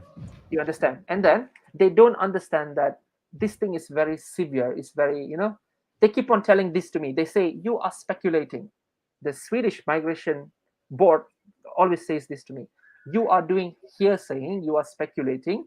And all my court documents, remember I told you the Yeah. papers, Yeah. they have said that I have forged. Oh my goodness. How can you forge a stamp? How do you forge a person's name who are dealing this case? Yeah. How do you forge a lawyer's name, a judge name? How do you do that? You can just Google, you can get the information Yeah. out. Yeah. So they say, when my lawyer, I have a lawyer in Sweden. So when my lawyer, we have a what they call argued in the court. We say that this thing is happening in Malaysia, and another one in New Zealand as well. There Mhm. is a couple, same problem like this is been Yes. granted, Yeah. in New Yeah. Zealand. Yes. So we use that as a reference, stating that Yes. this thing Yes. is a real thing. And the funniest part, there is an Australian professor, Amanda Whiting. She's a Hmm. professor that reads and study about Malaysian's law, Yeah. governments, and Sharia. She came with a very detailed statement stating that sending back us to Malaysia will risk our life, and Oh we yes. cannot have a normal family. My child will become an illegitimate example. My wife will cannot get married. We cannot stay together. It's under the kalwat. We can get caught. My children will have to live without the father forever. She have make a very detailed statement. You know what they say? This is not a concern. That's it. This is not our concern. Okay. You know what they say? The Swedish Migration Board said during the interview. They say, why not you just keep quiet, pretend to be Islam, and stay in Malaysia? This is what they say to me. Pretend to be Malaysia, pretend to be Islam, stay in Pretend to be a Malaysia, Muslim. Yeah. and be Muslim, and don't say anyone. Just be yourself. Just relax. And I said, how that's possible? And they say that this is not asylum. This is not asylum. Is only for country, a war country involved. How that's defined? A war country involved? That's stupid. That doesn't make any sense. You seek Exactly. asylum because I mean LGBT seek asylum too. People seek asylum because they're not safe for any reason. It doesn't have to be for war. Exactly. I Yeah. told I told her one thing. I say to the case officer, I said, if I can be safe as a family, as what I wanted, come out of the religion officially, I be like, like an atheist, and then I can, my ID is being changed, like what I wanted, I will definitely go. And then they say, this is not our concern.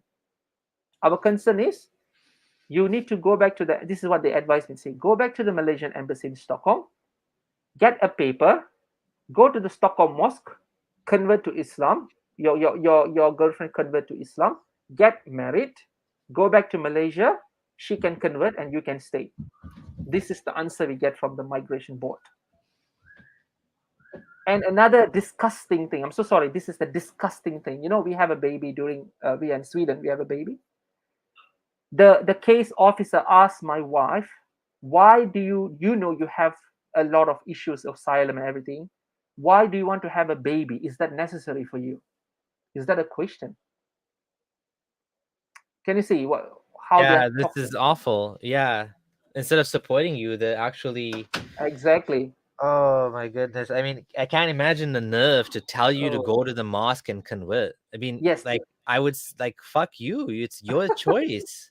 Exactly. nobody should tell you what you need, what religion you should follow. I mean, that's the stupidest thing I ever heard. If I don't want to be Muslim, I don't want to be Muslim. If I don't want to be like, that's your right, your freedom of conscience. That's Exactly. part of the Universal Declaration of Human Rights. Like Mm, we respect people that don't even want to be identifying as a man. They want to mm, identify as a woman. Yet mhm, they're telling you that you need to convert back to the other religion, mm, and mm, that's about as aggressive as you can get. mm. Can you That's see? yeah. I feel this is how I feel. I feel that I'm challenging another Sharia court in this Sweden. Yeah. Seriously, you see, my case right now is been assessed twice. First, in 2018, been assessed, been rejected. They say that Yeah. I provoked Malaysian government. They said I provoked Malaysian government. I'm the one who, make a problem, create a trouble. It's Mm. not the government itself. And then they rejected the case. They say I speculated. And then they say that the second rejection, they say that this is mostly not asylum because, this is under the case of a manifested unfounded because none of the document looks genuine. After that, we have a child, and then the case go back again to the migration board. The migration board says that okay, by just getting a child is not a reason for you to stay. The child will be very safe in Malaysia.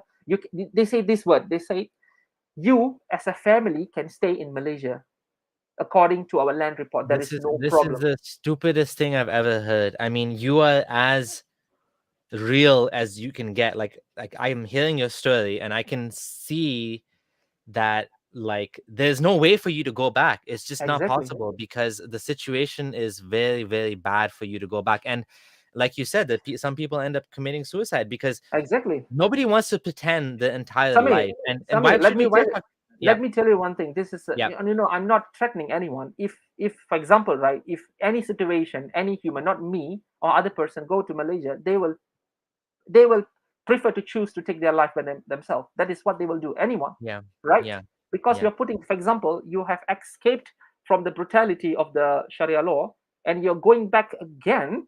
And what you're expecting them to do? You know what they say? This is what they say to me uh, after this incident, because my kid was in the court, in the administration court of Sweden, and this administration court of Sweden does not assess anything; they just follow whatever the migration board says, and they says that you have this is what they say: you have speculated. Malaysia, you can live as a family in Malaysia. There is no such thing that these things happen in Malaysia. Our land report says it's fine. Another problem is because we have a child, she cannot be registered in Malaysia because of she's illegitimate, is born to the Muslim father. Yeah. There is only one way of doing it. It means my wife have to get in touch with the registration department stating that she don't have a husband. She do it like a single mother status. Oh. But this single mother status would affect the child's life because Oh she won't have a shoot. father. So wherever you go to school, example, she need to say that I don't have a father in the form. Someone else, you need to say I have no father. Yeah. That's Imagine what that's will much happen more. to the Yeah. exactly. That's Sweden is a country who take care. The law is being created according to the interest of the child, but they yes. are abusing this right now because the people who are sitting inside the migration board, I can say they are not Swedish. Yeah. You, Yes. you know what I'm telling? They'll be Yes. Yeah. wearing Yeah. Yeah. Yeah. Yeah. hijab. They'll be Muslim. I Oh don't know. So goodness. this is a mess, a mass mess. Another thing is they keep on telling me, this is what the migration say. They keep on telling me, they say, please drop this asylum, take it as a work visa. I can do that. Yes, I have that option.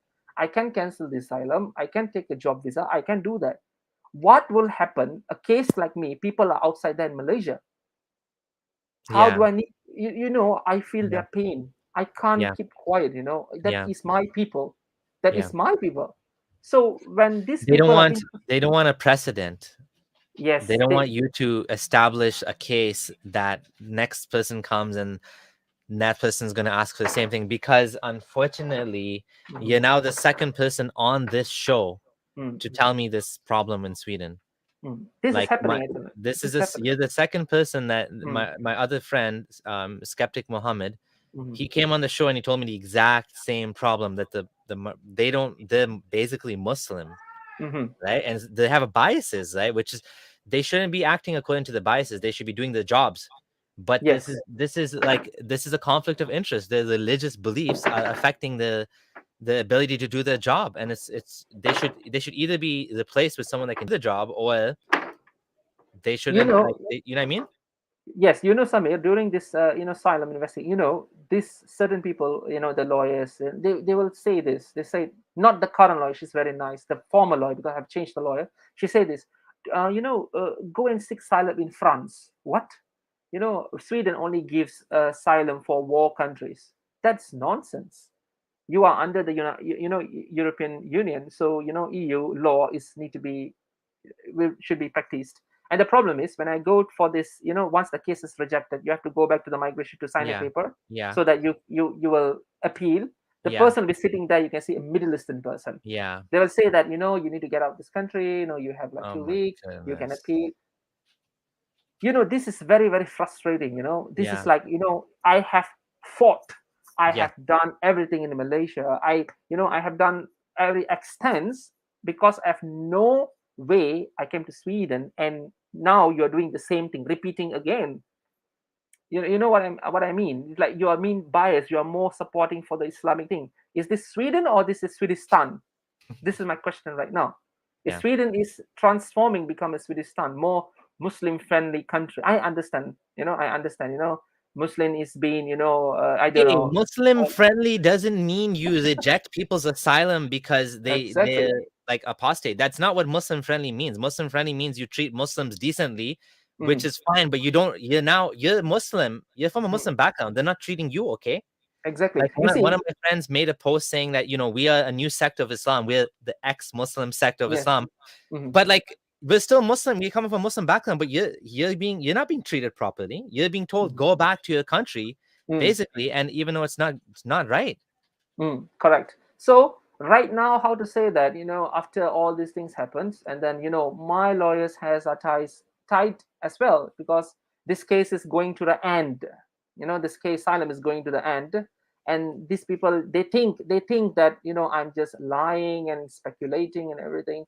And then they say that, I'm so sorry, Fairuz, we have going to finish the asylum off, and things are not going to work as what you say. You might be go back to Malaysia, will be deported, whatever. And then I told to them, I said, I know this is a breach of conduct, breach of human rights. So I told to them that I will bring this matter to the European Court. By hook, by crook, I will bring this matter to the European Court. That's it. And because I believe strongly in humanity. I believe strongly that each person have their rights to live in this planet, regardless of what religion they are, and they have rights, rights to choose what religion, family, or the child, or whatever. The child need a father. In Malaysia, every child needs a father. you know so Yes, yeah. the Swedish migration agency was telling that it's fine, the child don't have a father. This is what they say. It's fine, the What do child they don't have a know? father. What do they know about life in Malaysia? Exactly, They're that's what. telling you, what your life is going to be, and you're the one that just lived that life. Exactly. It's You so see, stupid. It's gaslighting, it's basically. yes, you see, the Swedish migration agency, for them, they are like blind and deaf. One point of time, blind, and it means, although you're submitting them all the genuine, if you take the report, Malaysian report from a DOJ, Department of Justice, Hmm. and even like you can take a lot of like ICJ, international, like a chamber of jurists, a lot of reports about Malaysia, what they're doing. They say this, that's it, we are not going to see all this. They say this word, all these reports does not mention your name, so this is not what you are. How does that bring sense? And they say this is lack of security and credibility, so we are not going to look at this paper. Yeah. Yeah, I mean, this is it's crazy. This is just crazy. I mean, they were gaslighting you, they were being violent, they were threatening Mhm. you. They were basically going to detain you. Look, Mm, if you ask anyone what mm, China is doing to the Muslims in the Uyghur Muslims, they mhm. will say this is wrong. Mhm. What you went through is the exact same thing. Yep. However, they're saying this is okay. How is this okay? How is it okay to tell you? Okay, so that's like saying the Chinese Uyghur Muslims should just Yes. just dump their religion. They should just become, like the other Chinese. They should be whatever, I don't know, Buddhist or whatever. Like, how is Exactly. that okay to tell them that? How is it okay to tell anybody that? How is it okay to tell you you should go back to Islam, you should go back to your country, you should pretend to be a Muslim, or you should just accept Islam. Your girlfriend, Mm, now they're mm, telling your girlfriend she needs to convert to Islam, which is stupid. They're mm, telling you life will be okay for your child, which it will not be mm, okay for your child. mhm. You're going to be miserable. How is that good for your, how would you having to live this fake life be good for your kids? How would it be good for anyone? And what Exactly. you're doing is the right thing. You are basically setting a precedent. You are in another case that they don't want you to succeed, but you Mm. need to succeed, you know? Exactly, that's why, because I have, I and my wife, we still have the spirit of fighting it, Yes. and we have a lot of people like the social online social medias and some of the people for giving us encouragement and space. I can definitely can bring this matter to the higher level, because I'm very very straight on that. Yeah. I already spoken to some of the lawyers as well, like human rights lawyers, and then I say Yeah. that yes, it's a cost involved, but I say that we have to bring this, because without bringing this to the international court, none of these people will know what is Malaysia is Yeah. doing, what is Yeah. Malaysia is prosecuting. So this thing, if, And for and example, we sorry. also respect like religious minorities in Iraq. We understand what the ISIS did to Yazidis. You are Mm, a religious minority now. You should get the same right. If they can understand that mm, those Yazidis need to mm, come, like even recently, they're taking people, Muslims, from to escape from the Taliban. They're accepting them. mm. So You why see. is your case any different? These governments, these institutions need to understand religious persecution is real. Mm. For the Swedish migration agency, you see, for them, they have their, how to say that, I don't know. This looks like another religious department is sitting inside there doing some assessment, Yeah. simply coming with all this kind. And then I did ask the court. I say to my lawyer, I say, ask this question: where do they get this data? And I asked them to appeal for my court hearing. I say I want to go to the court. Let me talk. They have Yeah. rejected that as well. It means they are making decision by themselves. There is Mm. no fair trial. So it means that I will make decision by myself. That's it. One point of time, I will just cancel the asylum, and then that's it. You can get out of this country. Example.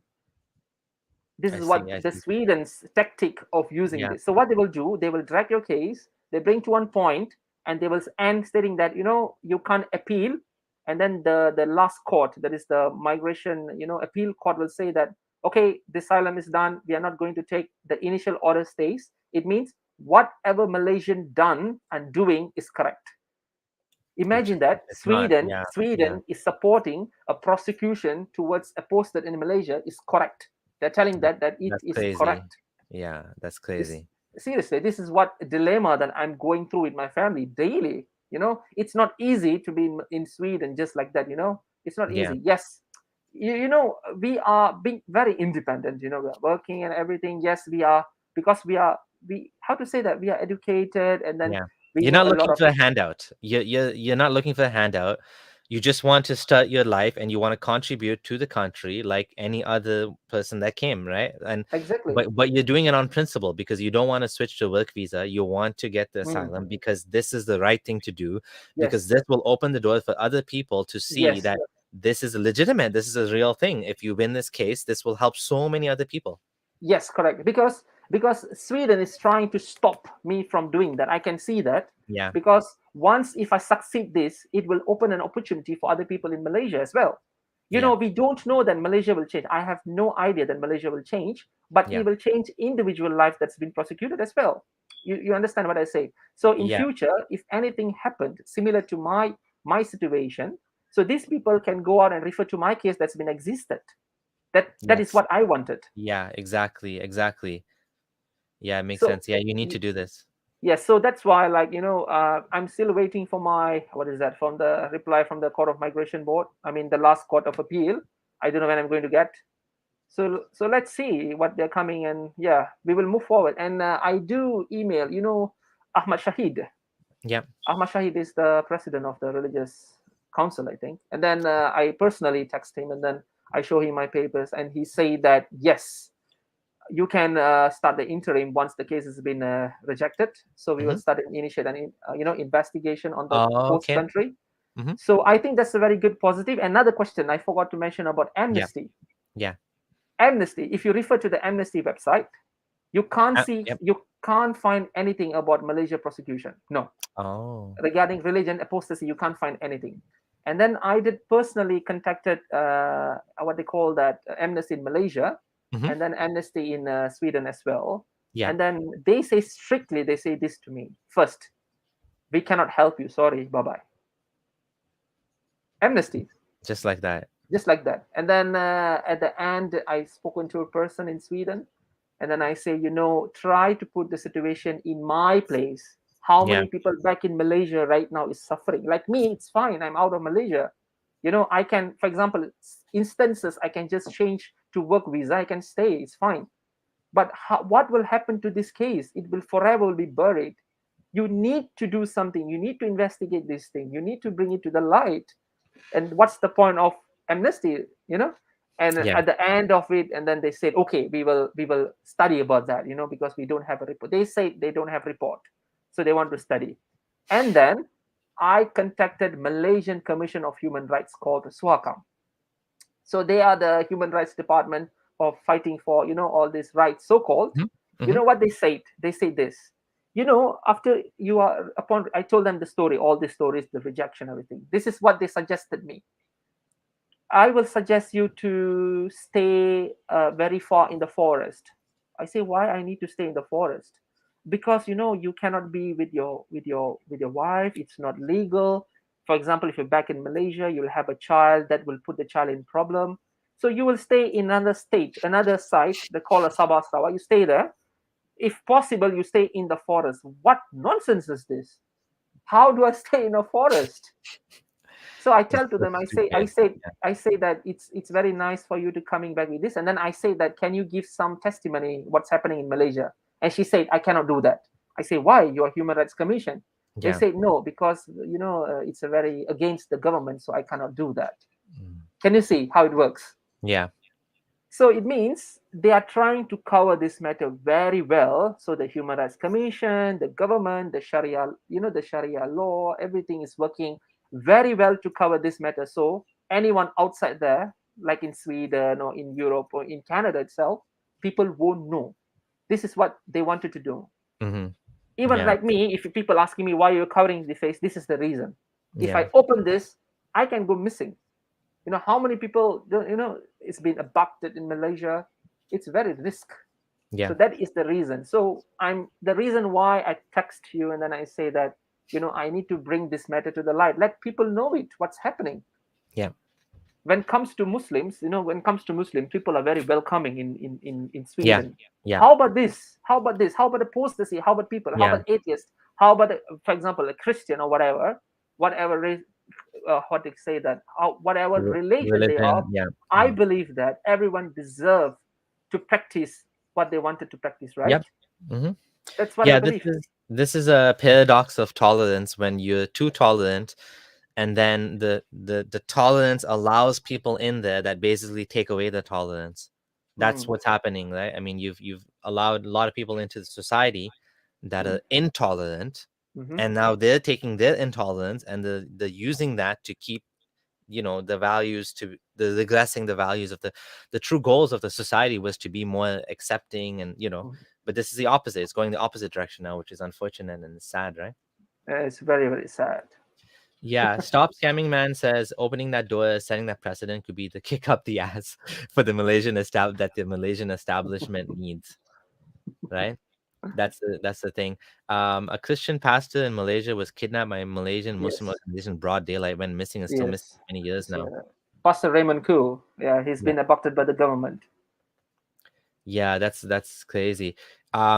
So this your story's been amazing, and I really appreciate you coming here, telling us all of this, and sharing the details. And I do hope that things will improve, that you will actually succeed in your asylum case, and reestablish yourself in this country, despite the fact that you didn't want to come here in the Uh, first place. It wasn't your uh, choice. This was Yes, not this is not my choice. Actually, the yeah, reason is why I want to come here. The asylum is different story. I can, it's different.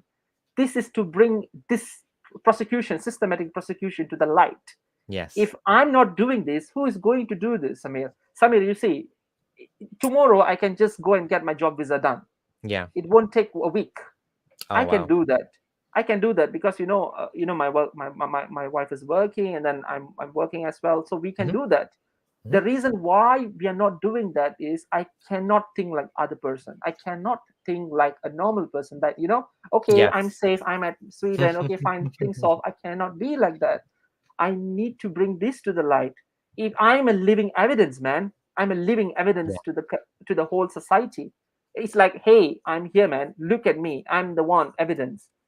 Study me, take it Yeah. what you need, so that what is Malaysia is doing is very, very incorrect. You know what I'm Yes. telling? Yeah. People, a government is trying to, going to people's private life, abducting people, Yeah. everything. That is very, very inhuman. It's a degrading people's human rights, stealing our rights as apostasy in Malaysia. So I think that by doing this, I will attain what I wanted, so that I can help my people out there in my country there, so that they have a solution through me. Absolutely. Absolutely. So we definitely want to get this to as many people as possible. There's actually quite a lot of people watching. Over 200 people are watching right now. Okay. Your story is definitely resonating, I think, with people in Malaysia. A lot of Malaysians always come to the channel, and Indonesians and people from Mhm. Singapore, because I think they resonate with what you're saying. They've experienced this. A lot of them are not able to talk about this, and they're in hiding. Yes. Your situation is unique in that you actually challenged the system. You actually went Yes. across and you're like, I want to do this legally. Mhm. There are many people like that, trailblazers in society, that they don't take the quiet path, but they're like, no, I'm going to do what's right. For example, Martin Luther King, and Yeah. even Malcolm X, Yeah. Rosa Parks. She's like, I'm not going to the back of the bus. They're like, you're Mhm. black, go to the back of the bus. She's like, no, I'm not Yep. going to the back of the bus. And this changes society, right? I mean, it comes with a cost, a heavy cost. And we salute you for that, and we appreciate this. I will definitely share your story with some of my fellow YouTubers and see if we can get you on some other channels as well to get even Sure. more Yep. awareness, because this is such a crisis in Sweden right now, and this is such an Mhm. important issue. And what you're doing is so important that we need to get this story out to as many people as possible. So please do share this video, guys. If you're new here, do subscribe as well. Any final words you want to share? Because we've had you almost for 2 hours now, and I told you we're going to be like an hour and a half. Is there any final things you want to share? So I have your Twitter linked on the profile, Yep. so people, you can check out his Twitter. It's in the description box, and you can follow. I don't think you're tweeting anything yet, but in case you want to No. contact him, Yep. that's one way you can contact Fairuz. Anything else? Any final words you want to add before we go? Is that me? Yes. Yeah. Would you want to say anything else? I just want to say to my people in back in Malaysia, I say that, be safe always. Keep on in mind if someone is doing something for you outside there. Okay, you can, maybe like a brother or like someone, or fighting for our rights. And definitely I will do something for you guys. That's what my promise is. Until my breath is with my body, I will do something about this matter. Okay. And thank you, Samir, for giving me this opportunity to, to tell this in this channel. Really, really, it's a big thing for me. Oh, you know what? I spoke to you on the phone, and that's how I filter people. If anyone wants to talk to me, I always talk Mhm. to them on the phone first, just to get a feeling of Okay. how things are. Okay. And yeah, you are, like, people are saying, you're a real life hero. It's true. Like, you're doing really God's work, so to speak. That's the best expression that comes to mind, even though I don't believe in God. The long arm of Islam, like you said, yeah, they have this long arms and the tentacles, and they reach into your Yeah. lives. And yeah, I think this is a positive place to end. I'm wishing you the Yeah. best, and any support you need, anything you need, of course, contact me. And people that are watching, let's support Fairuz. Let's get this story out to as many people as possible, so people understand that this is the real Malaysia. This is what they do, and they can't stop us. They can't keep this behind closed doors any longer. Like, that's what they try to do. They try to give you Mhm. women, they try to give you money, Mhm. and they try to bully you, intimidate you. They were going to put you into a detention center. Same thing that China is doing to the Uyghur Muslim. They were going to do that to you, forcibly convert you back to Islam. But of course, none of that worked. You stood strong. You managed to escape. You, Mhm. through the forces of the universe, you ended up in Sweden. Mhm. Now you can't just keep going from country to country. You're in Sweden now, so you need to establish yourself in Sweden. So I wish you the best in all of that. And yeah, stay safe. you Yeah. know, and hopefully we'll speak again at some point in the future, and maybe things will be better at that point. Definitely, definitely. Thank you so much for everyone and for Samir as well. Thank Oh you. yeah. If anyone wants to Hmm. support the channel, as I forgot to say, you can also join the channel. Click join now below, or join on Patreon to financially support the channel. We're doing some really great edited videos now. I have someone helping me with that, and the last one was by Hassan Radwan. So do check it out. Hope you enjoyed, and we'll see you at the next live stream. Take care. Bye, everyone.